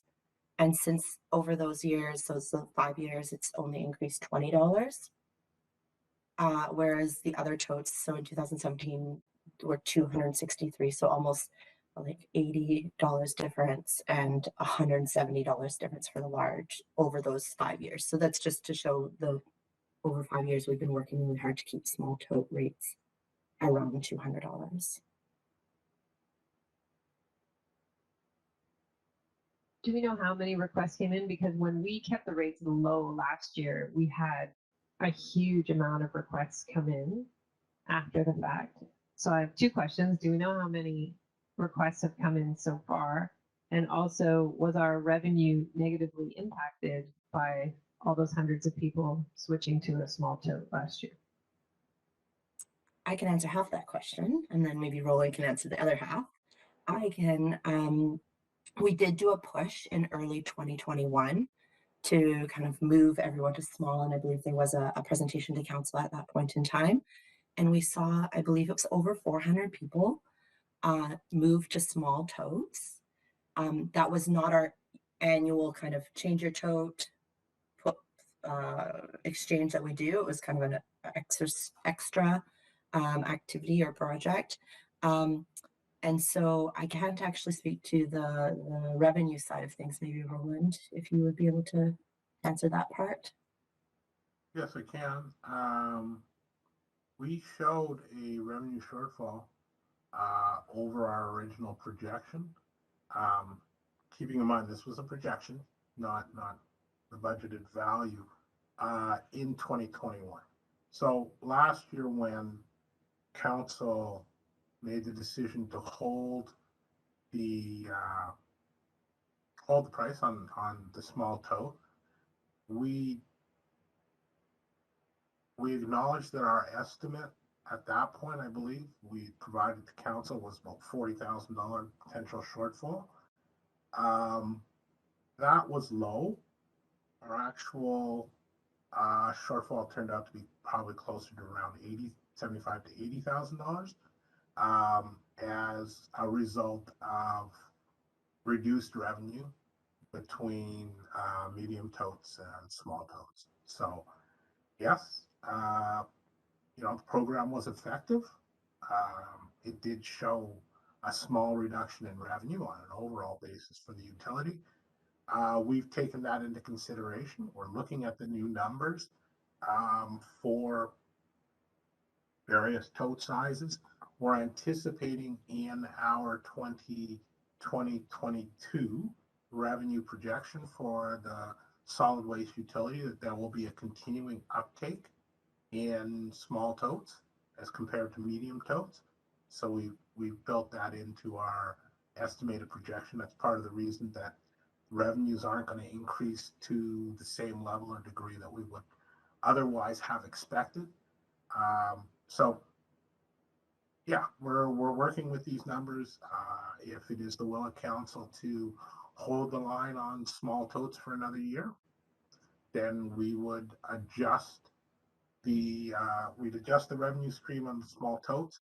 We would recommend, we haven't done the calculations to be fair, but we would probably recommend that we increase the price on other totes to compensate, unless council is of the belief that the 5% across the board is a reasonable number and we should leave the other rates where they are. So I would suggest that based on the number of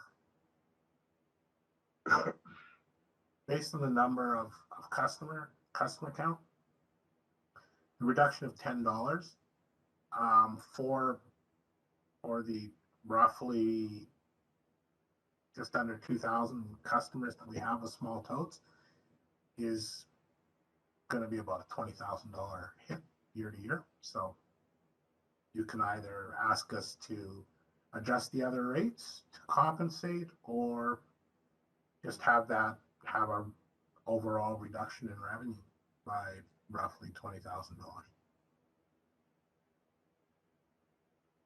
Thank you, Mr. Russell. I'm hoping that helped inform your thinking about if you're going to put a motion on the floor, how you might word it, right? So you can leave the deficit in place or compensate for it through the other bins, or we just start making people producing waste in small bins increase their rate by 10. Any other questions on this topic before just give Councilor Herford a chance to mull? Yeah.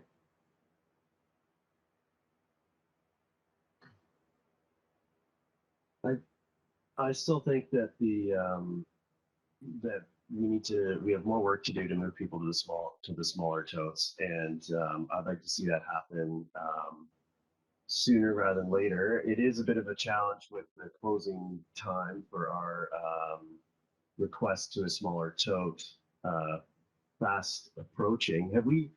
I guess I have a question for probably Ms. White. Just have we seen any preliminary feedback as to if that rate of change that we saw, I think it was in the spring, where we had a special opportunity to downsize.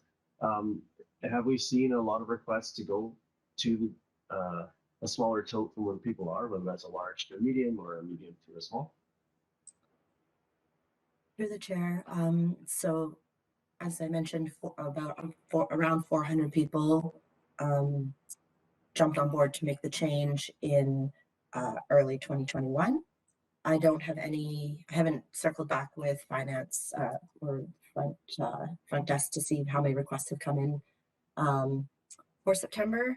Unfortunately, due to supply chain issues linked to COVID, those totes haven't even been delivered. So if you might hear rumblings, that's what that is.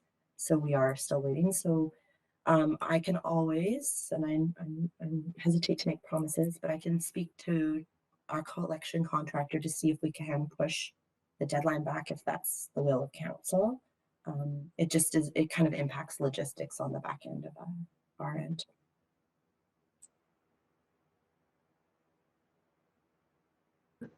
I'm having a problem sort of summing this up in a motion besides staff bringing back an option that keeps the small rate the same and spreads the load out over the larger totes. But I think it does warrant deeper investigation, and I'm very familiar with supply chain challenges, and I'm hoping that our partners in this would have some flexibility with the other aspects of it, given that we need to have the flexibility with delivery times. So if I can just have a second, I'm going to put some thought into how I'm going to word that, but that's the gist of where I'm going, I think.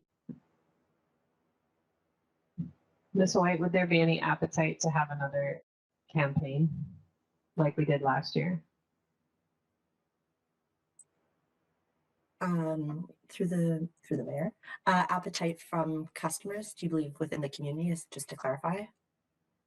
Well, staff really bent over backwards to respond to the desire to switch to a smaller tote. And I think that's the timing of our deadline, which comes usually before actually we talk about utilities. And now, we won't make a final decision on the budget until the end of the year. And then by that point, people might be, oh, I really do want a small bin because I don't want to pay over $300 more for my large bin or $155 more for my medium bin. But then our deadline is well and truly behind us. So I think if we're going to try and promote this switch again to small bins, there actually has to then be a response, right? We can't say to people, well, wait till September 30th, 2022. So I think that's part of what I'm wrestling with anyway, is how much do we promote this, given we've got 2 days left and we don't have a final budget yet? And that's why I think it's important to know whether we can get these bins if people want them in the new year.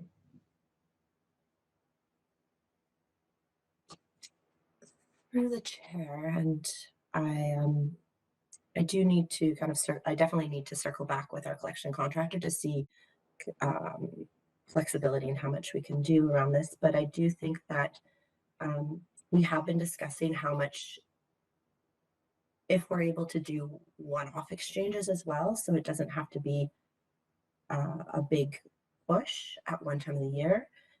It does put impact on internal resources, in particular our finance team, who administers the kind of the logistics of the who has what tote. So I hesitate to promise anything on their behalf.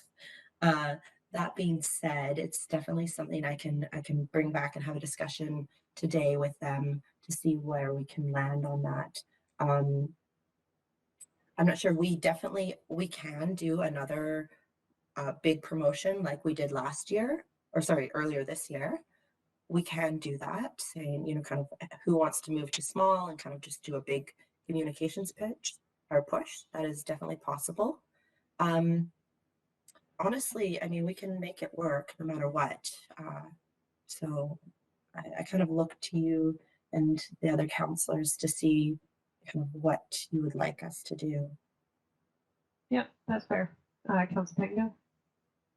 Yeah, Max, I was going to clarify and make a comment as well. That is my recollection correct that last year we put people into the small tote rate just with the commitment, knowing that it might be difficult to get the medium tote. So it was just a matter of, hey, if you sign up, we'll put you on that rate and we'll deliver the small tote when it comes in. And then I guess my comment, and assuming you could do that, I'm kind of fond of the idea of setting that precedent, or I guess repeating what we did last year and sort of having people learn the small totes are going to stay much more affordable, and you can expect your increases year over year in the medium and large, and that's a piece of the education to my mind, and I think that'll get people moving. So just, you had one question. Did you catch the question? Actually, I'm going to have to defer to Roland on this. I was off last year, so I wasn't actually here when that campaign rolled out explicitly. Perhaps Roland or Chris, are you able to jump in on whether that, I believe that's Councillor Pettigill has it correct, but I can't say for sure. Through the chair. Yeah. Let's say, it was kind of short notice last year when this decision was made. So it did put some additional pressure on the finance group to do that. But we do acknowledge that what the arrangement that was made was, if you sign up, we will reduce your rate. There will be a time lag in getting these bins because last year we were experiencing some problems, and we will replace your bin as soon as possible. So I think, that being said, we have some experience in doing this, and two, and I'm looking over here knowing that my boss sits a couple doors down, so she can't just kick me under the table, so to speak. Finance, there is a bit of work involved on the finance side. There's no question, as Ms. White alluded to. There are resource requirements associated with this change out. An extension of the program and/or a full-on promotion.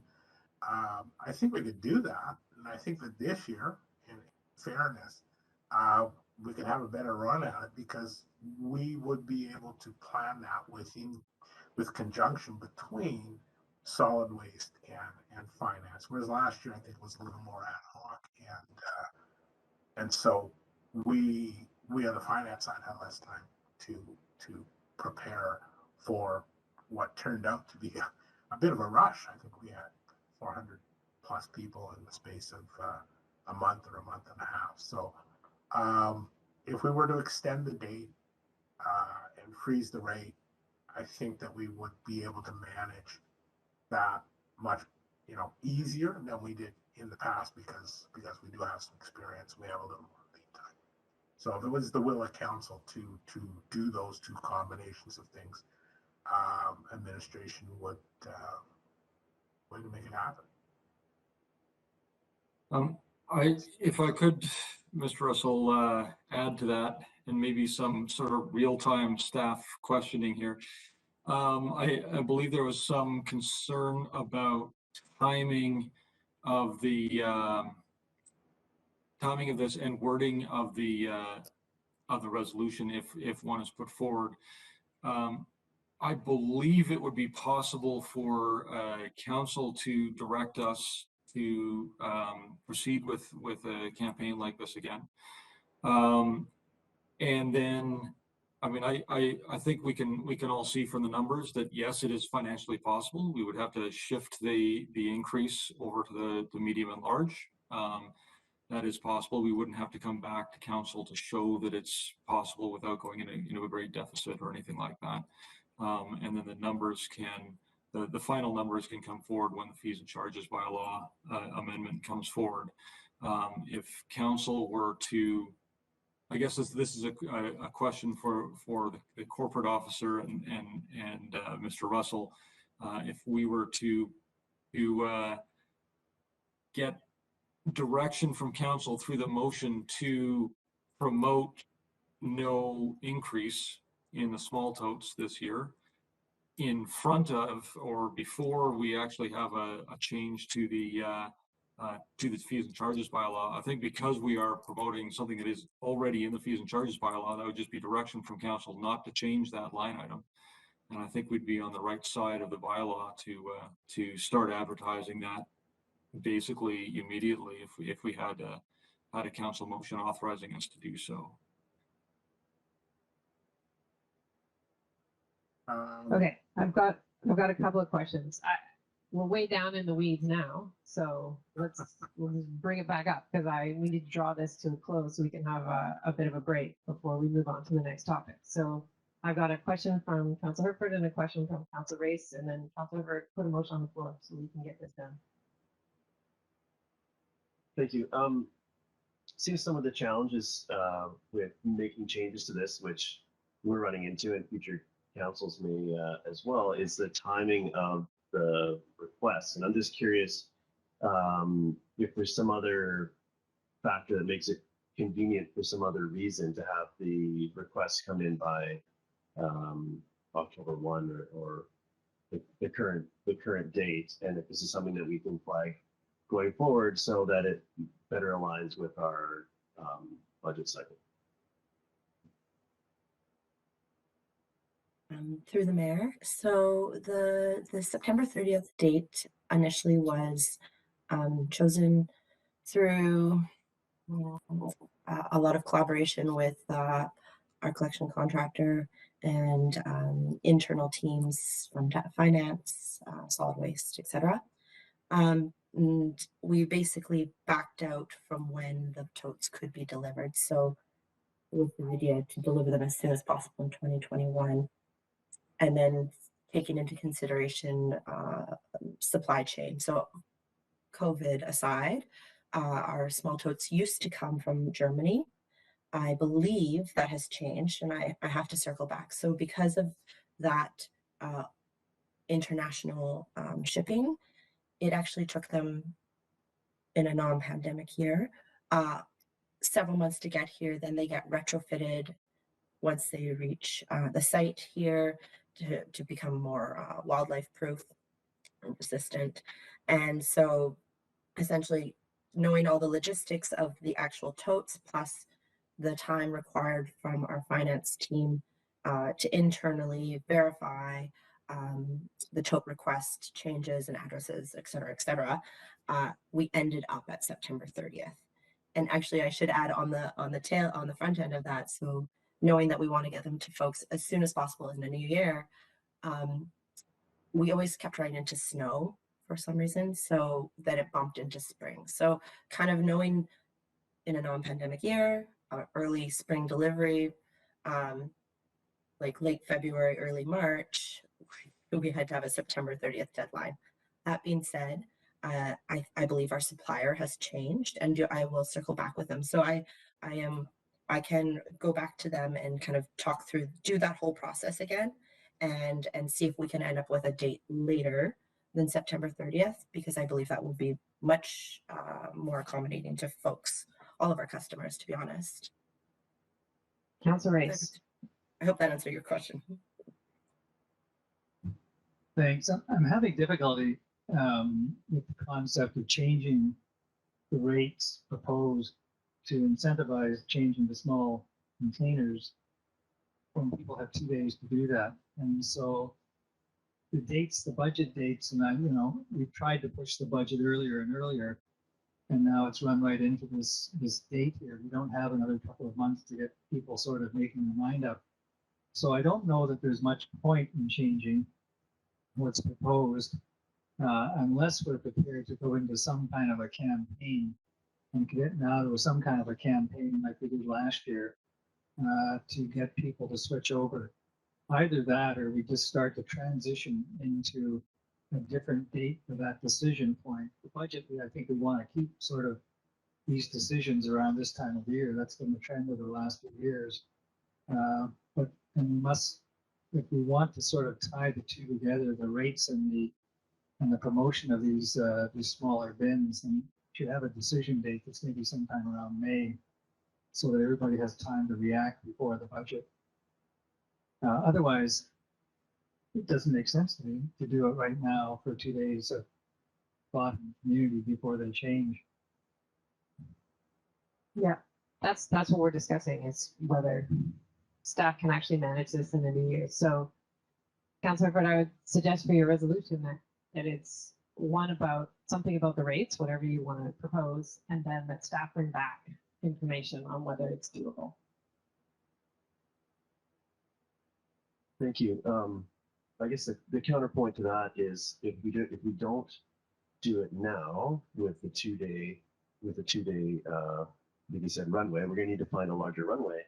We could be back here having the same discussion next year, and then we're 2 years past having these little tweaks. So I'm gonna propose that the tote rates going forward remain unchanged for small, and the projected revenue shortfall be spread out over the other two, proportionally over the other two tote sizes, and that staff bring back a promotion and implementation plan to further those goals.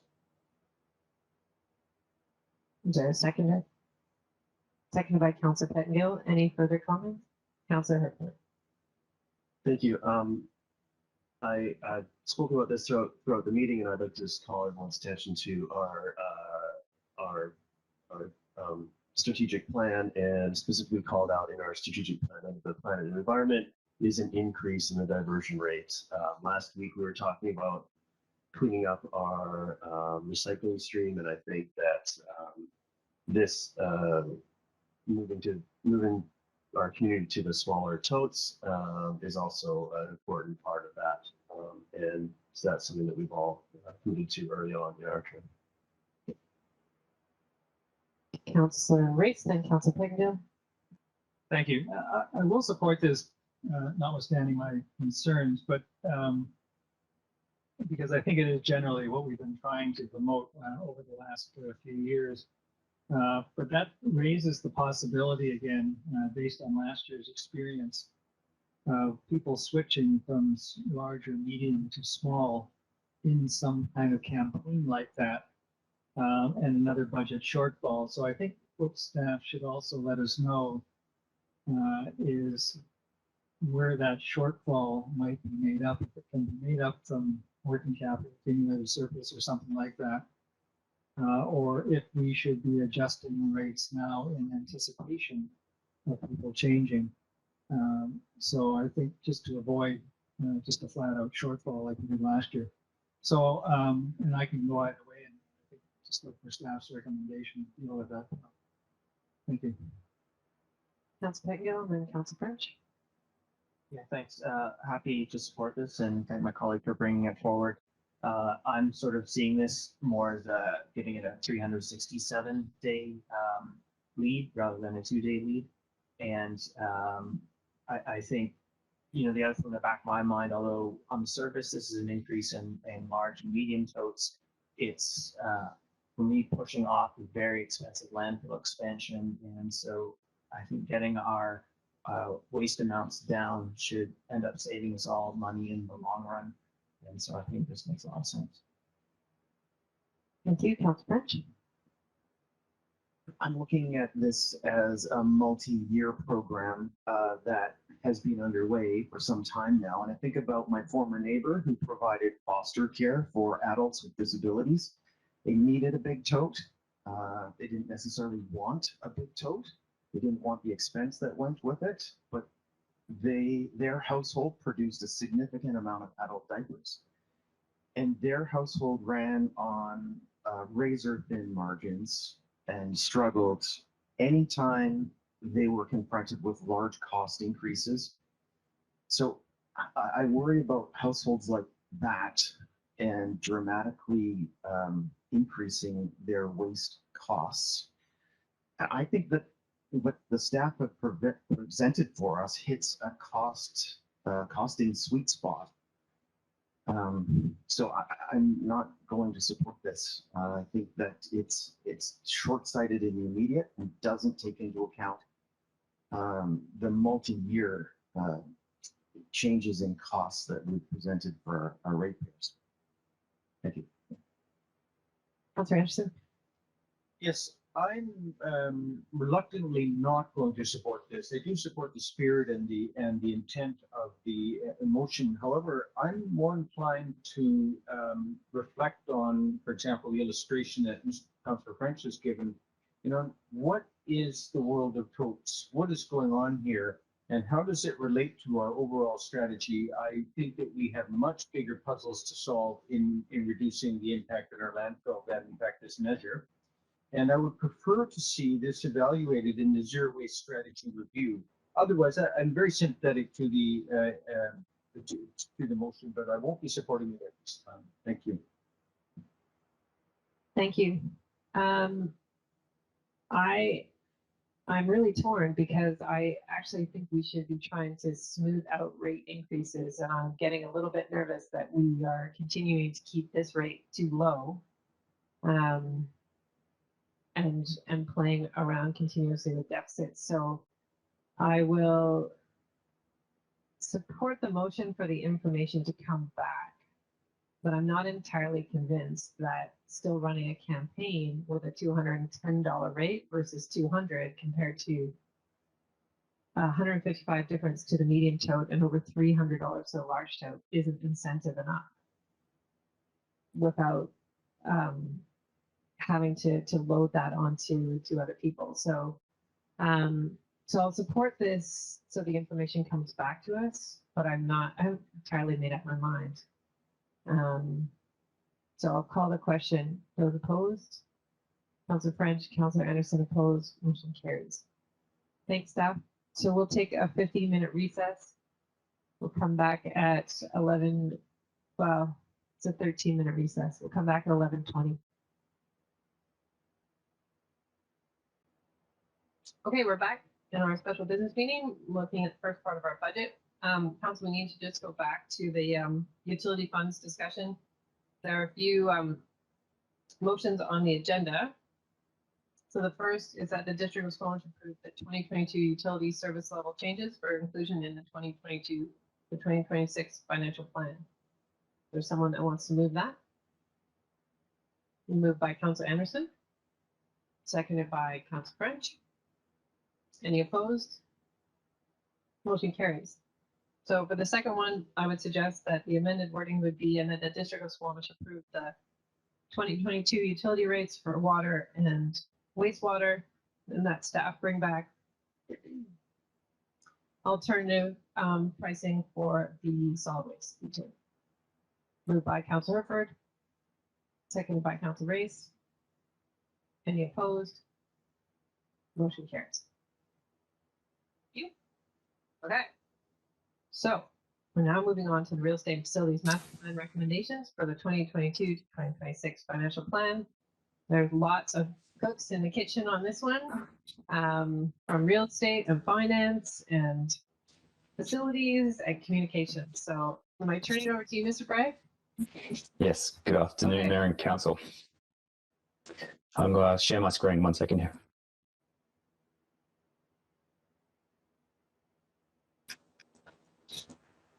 Okay, Mr. Plum, I'm going to hand it over to you. Thank you. Can everyone hear me okay?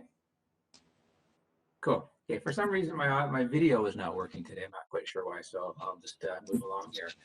So on behalf of the team who you'll get to meet as we roll through this presentation, I'd like to thank you for the opportunity today to bring this information forward to Council for your consideration.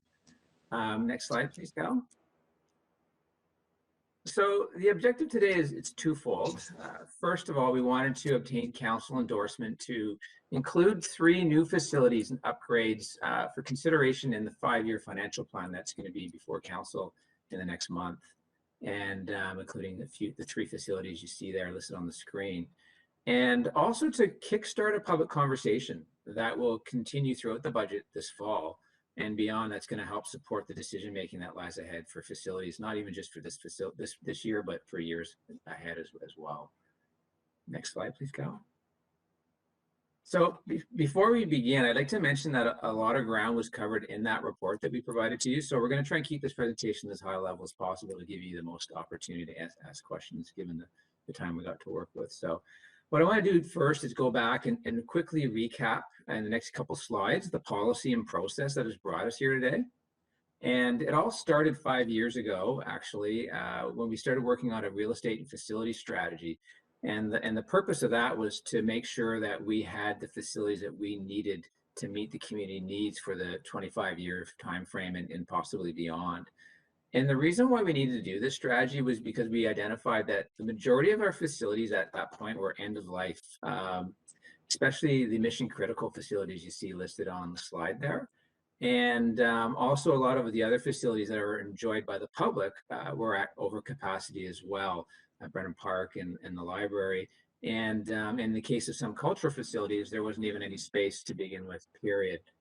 So the real estate facility strategy, it provided us with strategic principles and a recommended process to guide the decision-making that we knew lied ahead for us.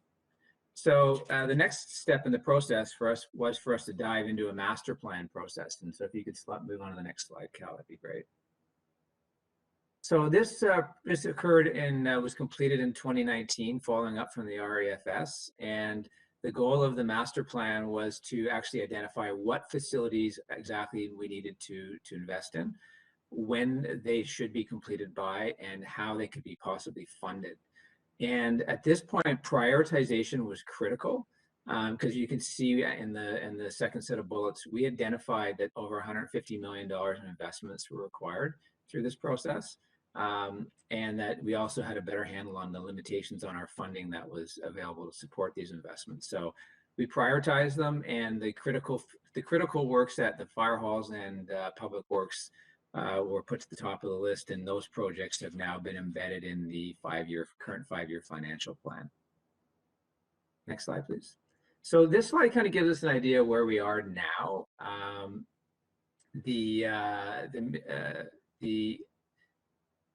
The process map that was laid out in the actual real estate facility strategy is the slide you're looking at. That red box at the bottom actually shows you that we are now sitting at the annual 5-year financial plan process. And when we contemplated the RFS 5 years ago, we identified at that time, and it was recommended that all facility investments that would go into the 5-year plan should be contemplated during the annual budget process, because we felt that was the most effective time for the council and the community to evaluate these investments, first in the context of our overall facility needs, so we could show how there may be trade-offs between different facilities, and within the context of our overall infrastructure needs as well, beyond this, looking at diking and sewer utility issues and all types of things that would have an impact on our capital situation. So so this is why we're here today. This was a process that was contemplated years ago. And now I'd like to just turn it over to Mr. Bragg, who's Director of Facilities Planning and Construction, to walk us through these proposed facilities.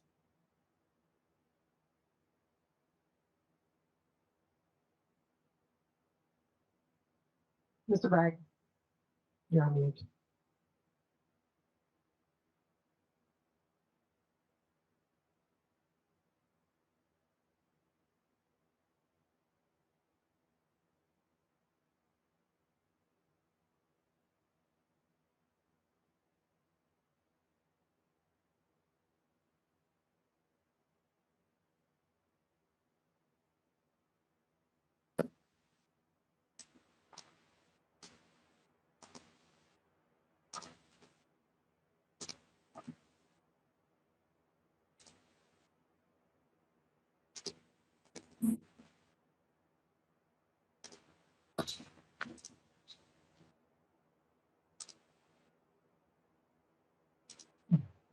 Neil has no video, Mr. Bragg has no audio, but between them, they're a whole person.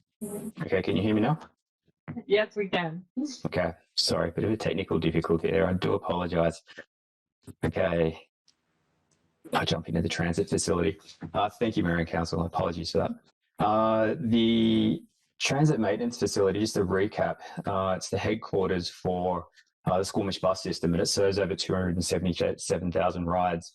The facility itself is made up of maintenance bays or vehicle maintenance bays, storage and office, and it requires 28,000 square feet on a facility of around 5 acres.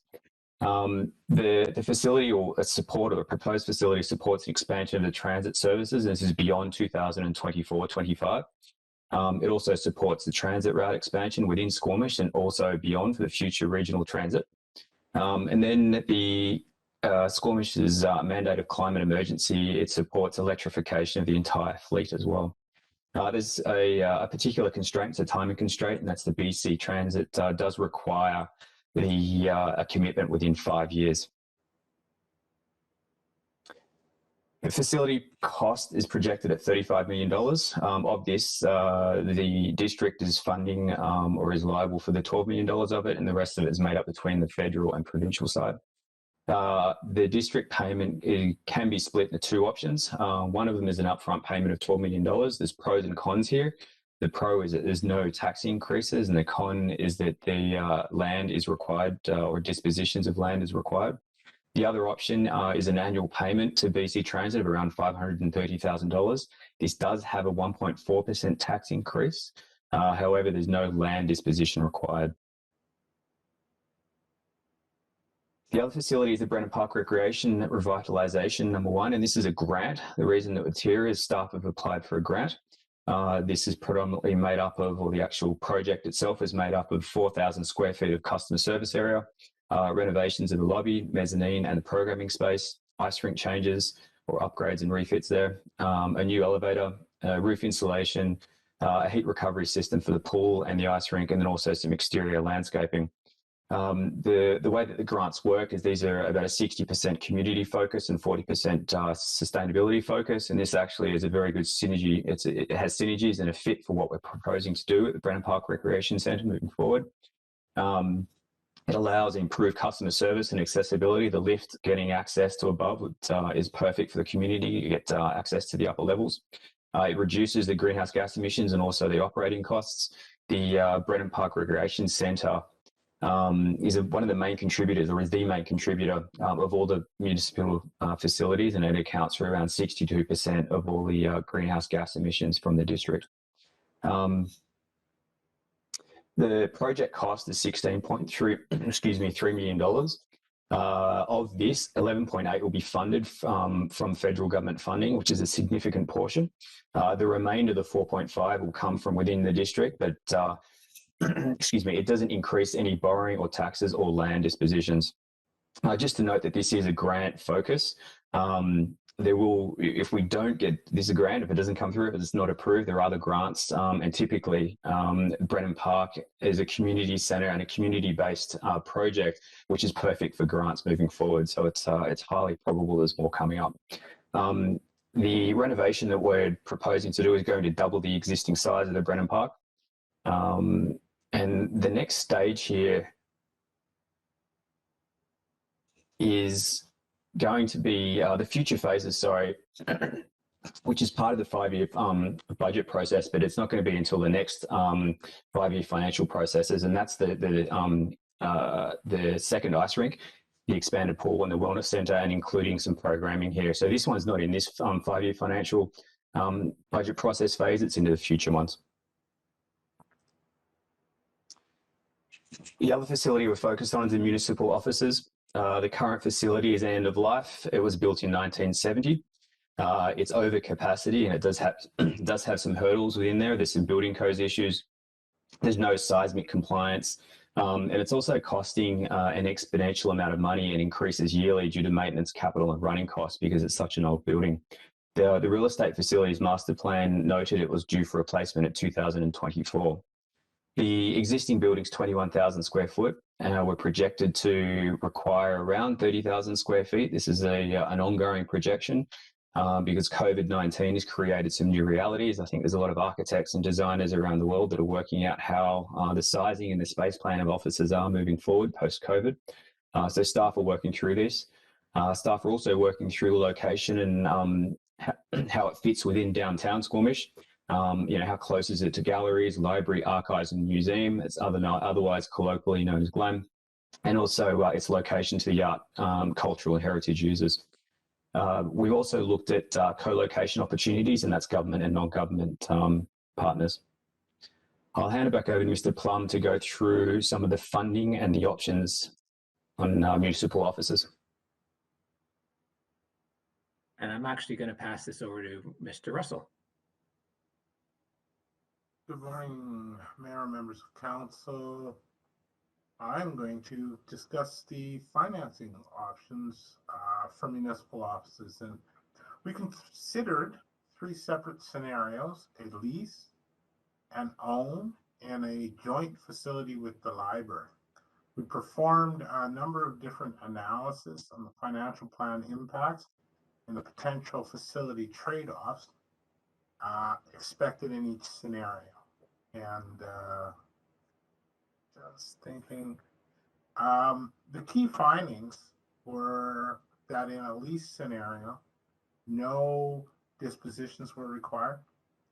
And also in a lease scenario, it had no impact on our borrowing capacity. We noted that there were trade-offs if we moved into a scenario where we either owned or had a joint facility. And those trade-offs, allow us to free up funds from dispositions to allocate to community projects or sustainability measures. We also note that the annual tax increase is comparable between a lease and an own scenario. And also, further items to note: a lease does not tie the district into leasing in perpetuity. And if we were to move forward with a lease, it does not preclude exploring partnership with other government agencies or other users. So at this point, I believe that that's next slide. Yeah. So we're talking about the trade-offs. So that was the positives of a lease scenario. So when we talk about the trade-offs, primarily what we're suggesting is that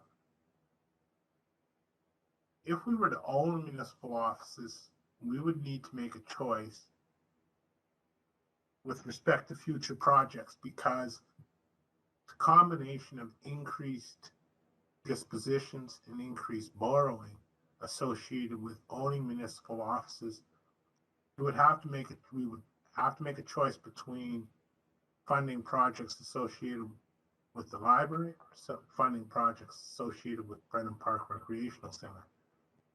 And you'll note that we speak of those 2 items specifically. There are other items in the real estate facility master plan. Those are the 2 major centers, and those are the 2 major draws for residents. So basically, it's more work downtown or more work at Brennan Park. If we were to look at a municipal office co-locate with the library,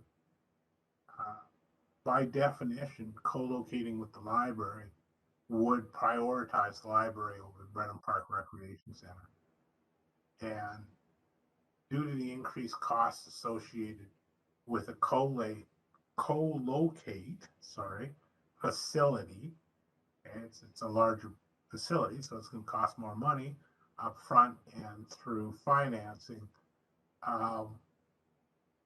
It would create a delay in the delivery of Brennan Park Recreation projects. So that will push it off and create some uncertainty. We are not recommending those items for those reasons. So at this point, I think we move into the community engagement section, and I'm gonna, oh, sorry, nice try. I'm looking at my notes and I'm not looking at the slide presentation. I don't have that on another screen. So These are the recommendations that we've provided to council. We would like council's direction to include the transit maintenance facility, Brennan Park Revitalization Center, and municipal offices in the upcoming 2022 through 2026 financial plan. And at this point, I think I can turn it over to Christina to speak about community engagement with respect to these recommendations. Good morning, Council. Can everyone hear me? Thank you. My name is Christina Moore, Director of Communications for the district, and I just have a couple of slides to talk to you about community engagement as it relates to this this project. So today really marks the beginning of the process to engage the community in conversations around facilities investments and planning and the 5-year financial plan in general. As we spoke about in last week's council meeting, public engagement is a key component of this process as we work towards adoption of the 5-year financial plan. And to that end, we will be providing a variety of ways for the community to learn about and provide comments on the decisions that council is faced with. Next slide, please. This slide talks about some of the ways the community can get involved in the budget process in general and learn more about facilities planning. Presentations from all of the council meetings, as well as video archives of these meetings, will be shared and available online. Budget documents will be shared online as council reviews them. The full spreadsheets will certainly be shared for those who wish to see the detail. As well, we will once again launch an interactive online tool that allows people to learn about what's proposed within the budget in a more digestible format. We are building a public information package to support, in particular, the facilities component of the decision making, and these will include fact sheets, a backgrounder, and an FAQ, which is in development and also will evolve as questions from the community arise. And as mentioned in last week's presentation, we are on the cusp of launching a new public engagement platform, which is really well timed with this engagement here. We are launching Let's Talk Squamish later this week, and it will be the home for all of these documents, as well as outlining the process, timelines, key dates, and host for an online conversation. So we're excited to launch that. We are learning the platform as we go, and we're looking forward to engaging, using some of the tools to engage the public in these conversations and get feedback along the way, both on the platform and how that's working for people, as well as, of course, the topics that we'll be discussing and will help inform council decision making. We are also planning 2 public information events, ideally working towards an in-person and a virtual format to allow for as much participation as possible.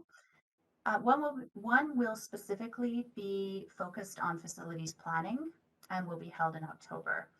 The second will be later in the fall once council has had a chance to review and discuss the budget documents and hear from the public through the process.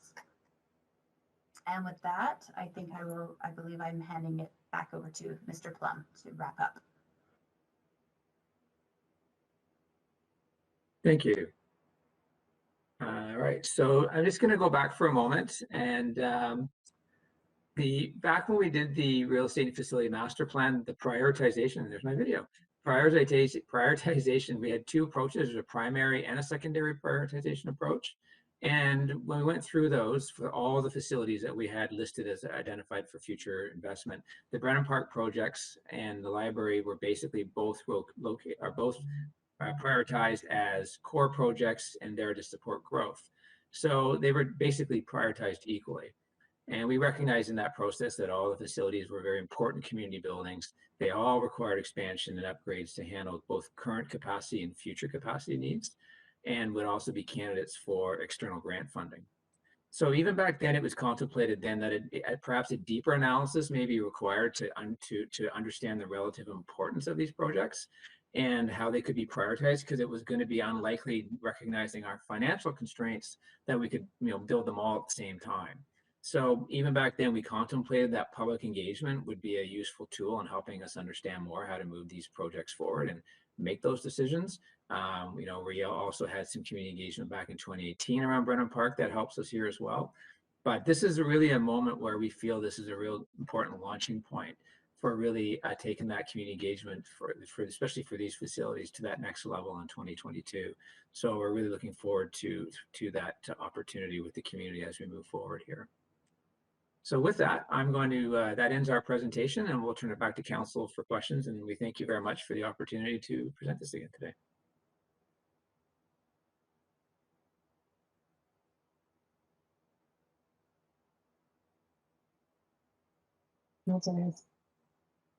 Thank you.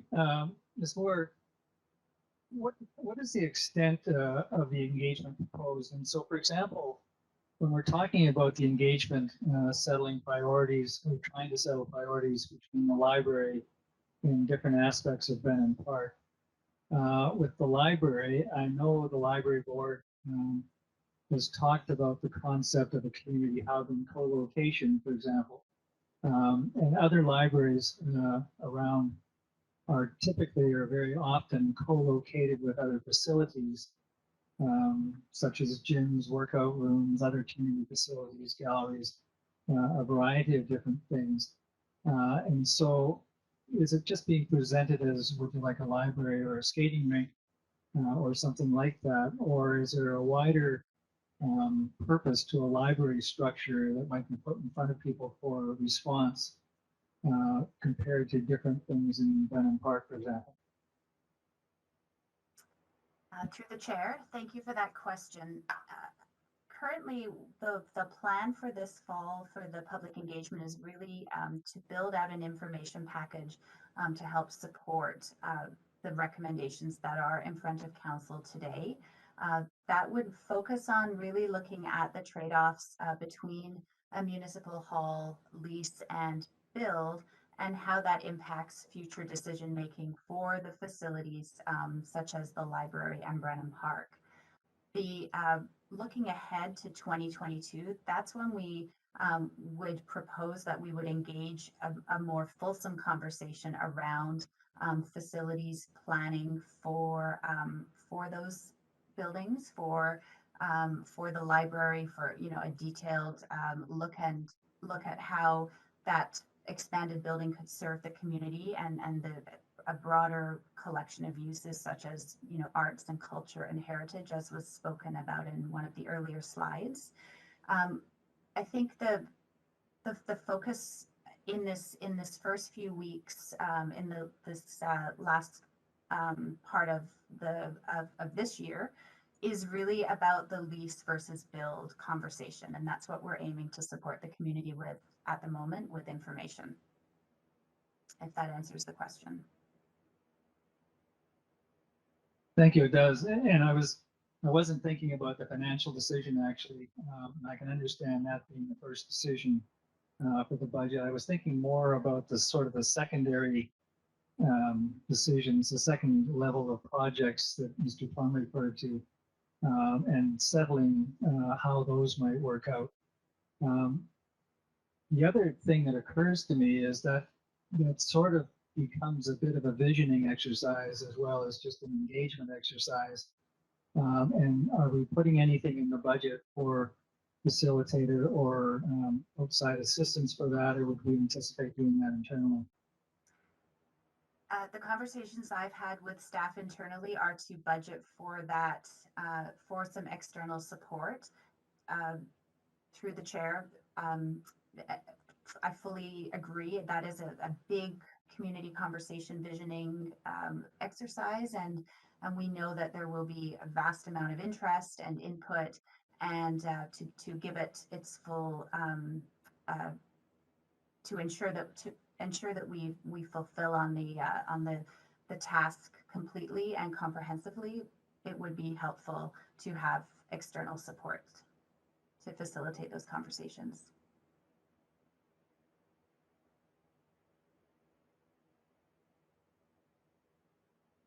Any questions? Yeah. Thanks. Just wondering if staff have given any thought to what some of the additional inputs to the community consultation might be. And I guess what I have in mind here is a lot of our sports teams have really strong associations, very strong advocacy, and so on, and a good way to get their message out, to engage their own members. And I don't see as much of that at the library. I don't know that there's less interest in the library necessarily, but it seems that the demographic and the needs and the population could be significantly different and maybe have more of a challenge having a voice. And that's a bit of an assumption or maybe a hypothesis, but do we have any thought about how we might test that or try to understand the demographics of these different groups, or something to just help us sort of understand some of the feedback we're getting a little better?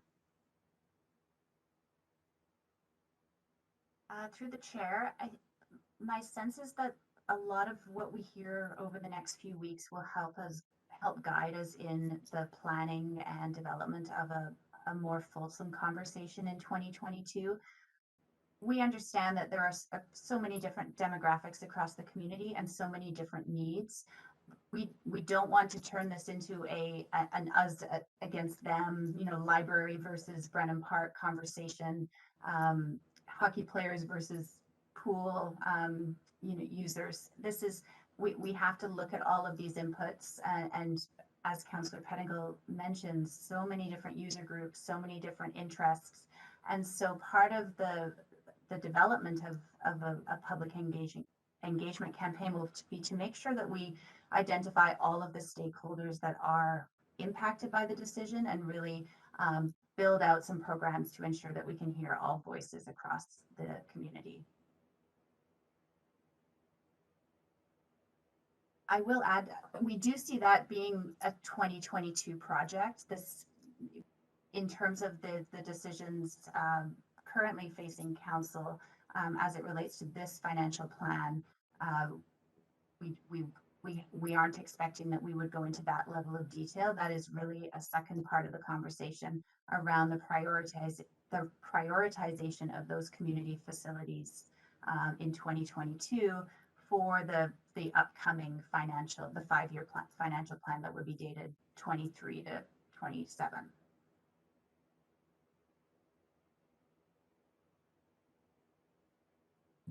All right, other questions? You've already had a turn.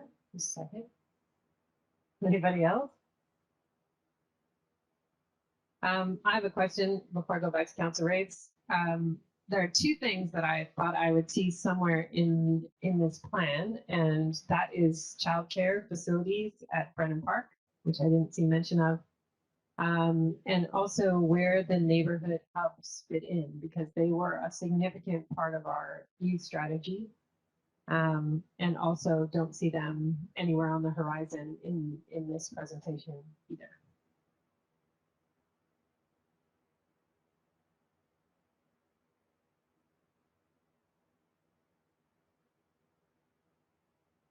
Am I going to be the one? My question. Yeah, through you, Chair. I guess I'll take the first cut at this, and then we'll see how. I'll let others chime in and correct me if I'm wrong. The childcare facilities, I think we go back and look at the community engagement we got from the Brennan Park in 2018 to see how that fits into the equation.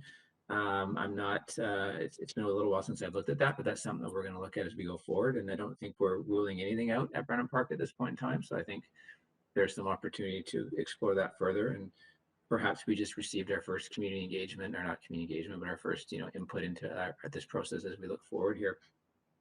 The neighborhood hubs haven't been forgotten. They are, when we did our trade-off analysis, they were still on the list.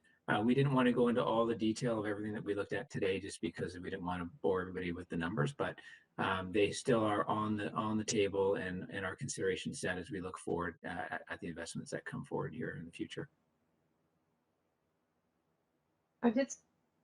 So one, childcare is a crisis and we have land at Brennan Park. So I thought we would at least see some potential around modular construction or where that might go. And the second around the neighborhood hubs, I guess my question is that don't they take pressure off of Brennan Park in the short term while we build up the finances and the grants to expand programming there? So as we build more walkable communities and more commercial space in these neighborhoods, yeah, I thought there would just be a more proactive approach to the neighborhood hubs in looking forward for that next line of project. Through you, Chair. So in terms of the childcare facilities, and I'm not sure whether Cal can help me out here. I know there has been some discussion in the past about childcare facilities in modulars at Brennan Park. I'm just not exactly sure where that sits today. But we have had some conversations with Ms. McJanet about this in the past. And in terms of neighborhood hubs, yes, they would be a pressure relief valve. So it's something that we will be considering as we go forward here. Through the chair, just to back up on the childcare facilities, we are working on a couple of options at Brennan Park, and we're working with planning at the moment, and it is some modular options here. So they're definitely in works. Nothing's been resolved at the moment, but we're pushing pretty hard for childcare at the moment there. Thank you for that. I suppose, one of the questions the public is going to ask is, if you're going to lease Municipal Hall, where is it going to be? And so I don't think any of us have the answer to that, but how would you respond at this point to that question? Through you, Chair. So we have done some preliminary work on potential locations. Nothing has even been remotely close to being decided or get to that level yet, but we are analyzing different options right now. So what I can say is that based on the work we've done so far, and it's premature to get into where those locations are right now, but as we work through that process, we felt comfortable enough in what we were seeing that we felt that at the end of the day there could be a viable option there for a lease. So that gave us the comfort to move forward. The other option we still always have as well is, in one of those options could very well be a rebuild in the existing Municipal Hall site that we own, that we could potentially see it rebuilt where we still lease part of that facility. So there's still lots of options for us to consider there, and we're just going to keep working through that process. And we felt this was an important time for us to get the direction from council that we could continue to work on that in that direction. Thank you. Councilor Race. Thank you. It's back to us more with respect to the engagement in 2022.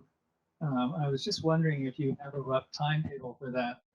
And one of the things I'm thinking about is a year from now, give or take, will be an election, and not wanting to try to sort of run into that or try to separate any engagement from that process. Through the chair, I think that's a project that needs to move forward quite quickly. We have not put a lot of detail together yet in terms of what the time frame would look like, but you raised an excellent point about the election and the timing. So my team and the real estate and facilities team can work together over the next few weeks and ensure that the appropriate budget is in the financial plan for next year, as well as set out a time frame for that work. I think part of what we wanted to do was part of today's check-in with council was get feedback on the overall recommendations and general plan to get council's comfort on that, and then we can move forward quite quickly in terms of the planning for 2022. Councilor Pettengill and then Councilor Bird. Thank you. The mayor's comment about neighborhood hubs reminded me we just had a discussion about updating our CAC policy, and as I understood or understand the general scope of neighborhood hubs, it strikes me as something that might be appropriate in some cases for CACs. And I don't know if this is a question for staff or council, but is that something we should have, or before we finalize an update, think of in the context of CAC policy update?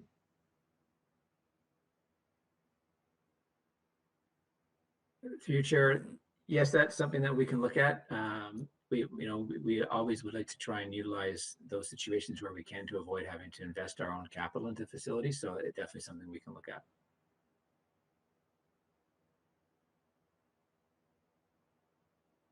Councilor Hooper. Thank you.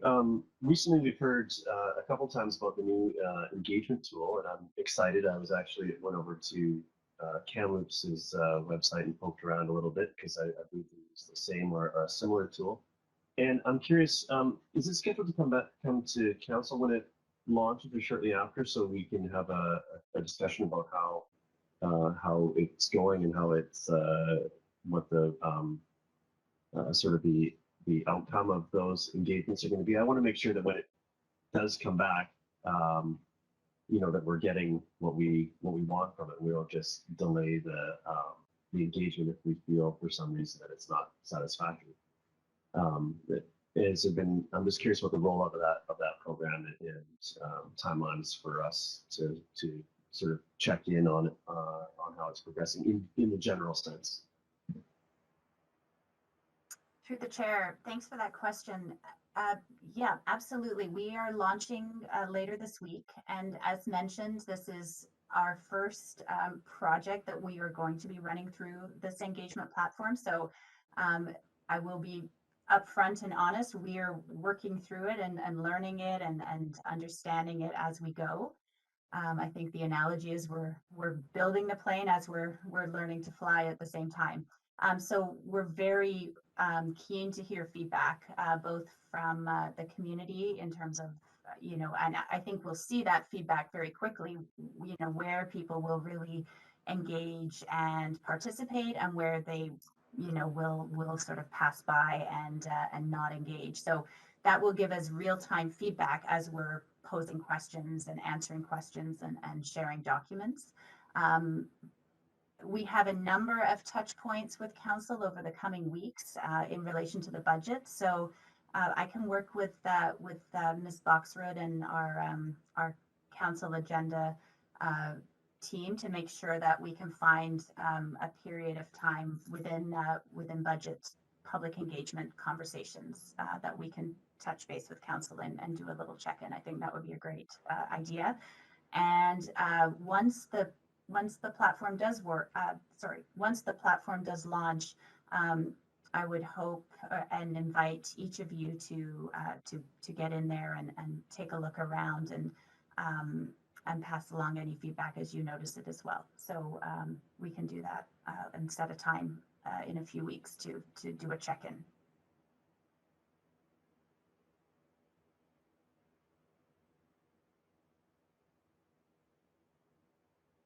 Any other questions on the real estate and facilities master plan projects that are slated to go in the 2022 to 2026 budget?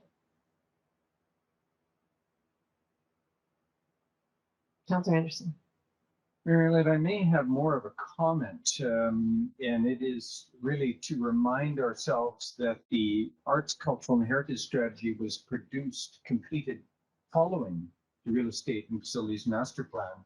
And I'd just like to offer a couple of illustrations and maybe Scott can take it away as a comment.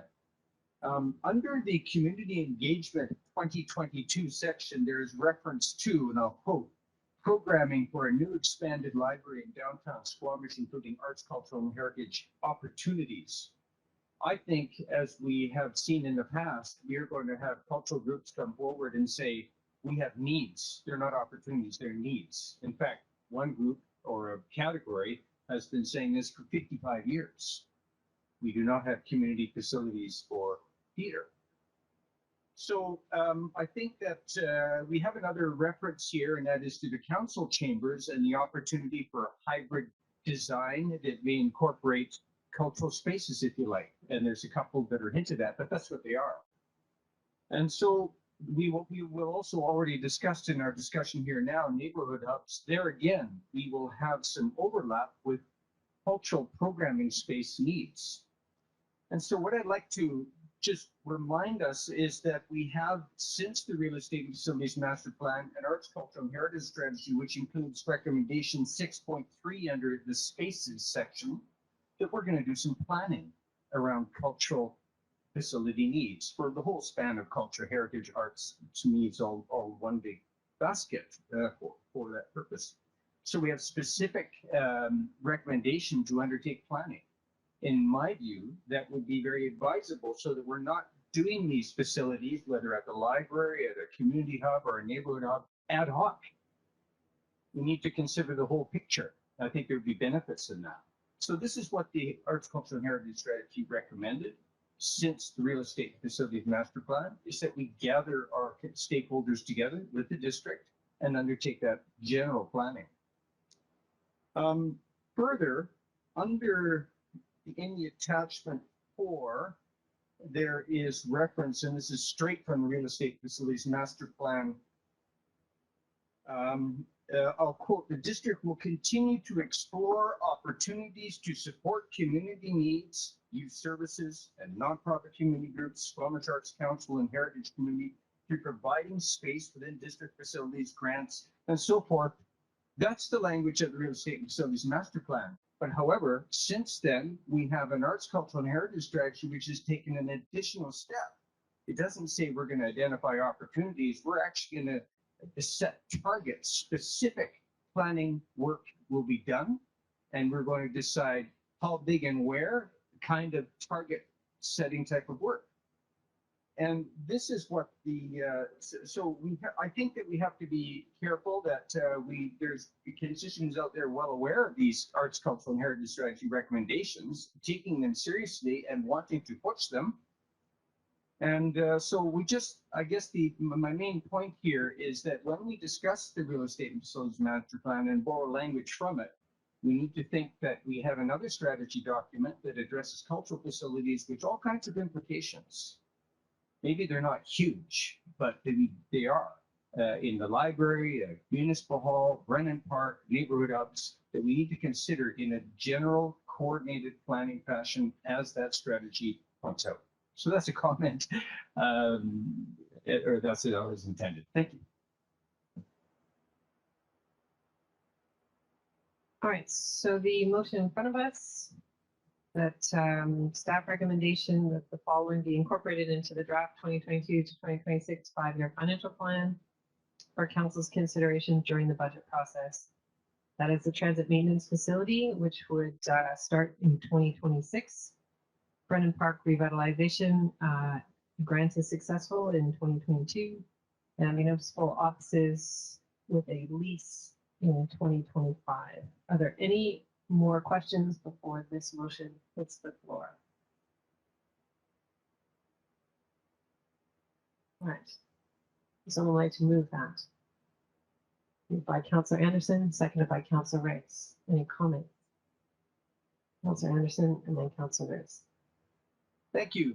I think this is a very nice presentation. It's easy to follow, and I tried to read this package, the entirety of it, from the sort of as a member of the public, and I think it is very clear, and especially it has done good work in illustrating or setting up conversation for some choices that we have or will be making. I'd like to refer to also the commitments that are clearly expressed about how we are going to engage with the public and prior to final decisions and locations. I could quote a number of passages, but I think they're well worded as regards our commitment to public engagement.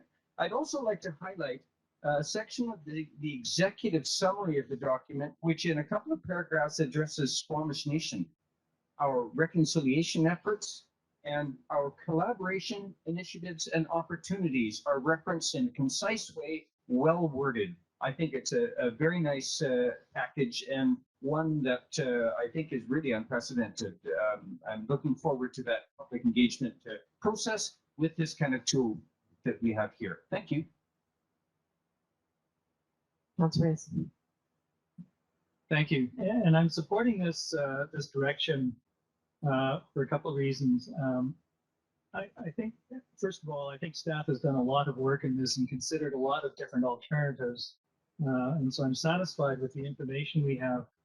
I think the thing that sort of stands out is the concept of leasing a city hall. And no lease is being signed today, of course. This is anticipating something happening about 2025. But it is a direction that probably would surprise a lot of people. It surprised me when I first heard it just recently. This concept is relatively recent, but it is a product of really our capital borrowing power and our budget constraints. The alternative to leasing is ownership, of course, and the capital cost that's involved with that. And the effect of that, and the reason I'm supporting leasing at this time, the effect of that would be to push down projects like Lennon Park and library revitalization and renovation, pushing them back probably 3, 4, 5 years because they would just take much longer to get capital together to start attacking those projects. So I think if we want to see those in a relatively quick time, then I think leasing certainly is the answer.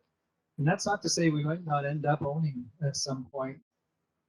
Leases can have all kinds of clauses in them. They're a wonderful tool, very site specific. And so things like an option to purchase periodically, the ability to walk away from the space to go somewhere else at certain points without any obligation. Leases aren't forever. They have fixed terms and they have renewal periods and so forth. So there is a lot of flexibility around the lease as far as looking 10, 20 years down the road. So I think this is the way to go for this moment, and I'm supporting the resolution. Councillor French, then Councillor Payton, then Councillor. Thanks, Jared. Speaking in favor of the motion, I feel like we're letting higher levels of government off the hook by covering as much as we're planning to the transit maintenance facility project. Thankfully, though, we do have a few years to work on this and potentially chip away at reducing the district's financial burden on that facility. Just echoing the comments of Councillor Anderson, I agree that our staff has done an excellent job of taking some very complex notions, difficult projects, distilling them down and creating reports and presenting the entire package in a way that's very digestible, easy to understand, and sets council up in such a way that I think we're all clear on exactly what's in front of us, what the options are, and where we're going. So, thank you.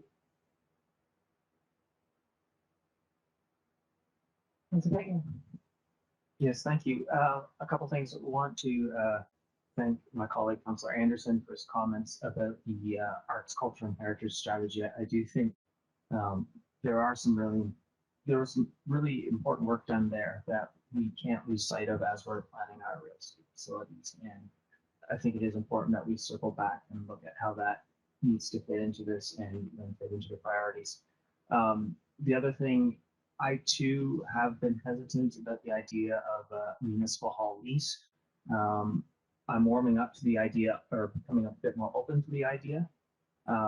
In my mind, what I thought this meant initially was giving a developer the land we're sitting on. They would be municipal hall here, and we would lease it back from them, and they would own the land. And as I understand it, that's really not the sort of thing we're talking about here, where this is more a case of sort of looking around, seeing where there's an available office space and leasing that, and what we do with land and so on is really quite distinct. And for that and the debt reasons that have been discussed, I think this does need to be considered. I'm willing to support this for now going ahead, and with that improved understanding, I am a bit more comfortable with this idea. And thanks. I do agree. It was especially the comments at the end and the explanations made this information a lot easier to understand. And so thank you to communications for that. Thank you. Speaking in support of the motion, the real estate and facilities master plan is so in depth and really highlighted the sort of the facility deficit that we find ourselves in with. And I think this next step is important to actually be able to address the needs of the community with the financial realities of doing so. These are big and expensive facilities that we need, and it's all sort of come together at the same time. So given that reality, I think these next steps are important. Municipal offices, lease, I think, as other councillors have mentioned, it doesn't necessarily tie us in for the rest of time, but given sort of in the medium term, I think this is the step that needs to be taken to get us to the other side of our facility deficit. Also, I agree with the inclusion of the transit facility tentatively right now, and I'd love to see other levels of government help us with that. If not, take that burden on. I do think it's responsible to have it included at this time, but that's the one I'd love to get off our plate if collectively we can figure out how to accomplish that. But I'll be supporting this motion. Thank you. Thank you, Council. I am supporting moving this forward to the budget discussion. I think we have to keep the pressure on the federal government to increase their share of the transit facility. They announced many 40% contributions prior to the election on big transit projects. They seem to have forgotten how important that might be to small communities that don't really have the cash to fund a $35 million transit facility. So currently their share is sitting at 23%. Ours is at 34%. And I'd really like to see that ours get much, much lower and theirs get quite a bit higher. So that's certainly something that I'll be advocating for in the years to come, but we'll start now. Sometimes it takes a while. I think what's important as we talk to our community is not to forget where these other programs and priorities exist. So it's easy to focus on these three projects and facilitating this conversation, but I think people still need to see that someone is working on childcare and someone is still working on the arts, culture, and heritage strategy. And so it's not that we're not moving those things forward, but right now we have to make some really big decisions about some key facilities. And so that's the focus today and in this budget. But if there's a way to do that through our engagement or through the Let's Talk platform to show that things like childcare, things like the neighborhood hub or the arts, culture, and heritage strategy, they are living elsewhere in the budget. That would be helpful. You know, when it comes down to a decision to lease or own municipal hall, we need a meeting room and we need offices. And, you know, I think I started with this idea that a municipal hall should be owned and should be an important sort of hub for the community. When I realized that we would then have to sacrifice the timing of expanding Brennan Park and expanding the library, which are two really loved facilities in this community, it made me realize that municipal hall isn't really the showcase. People don't come here to hang out. And usually when they do, they're angry about something that we're doing. So it's really about a priority. And, you know, I can meet here, I can meet in some other building, I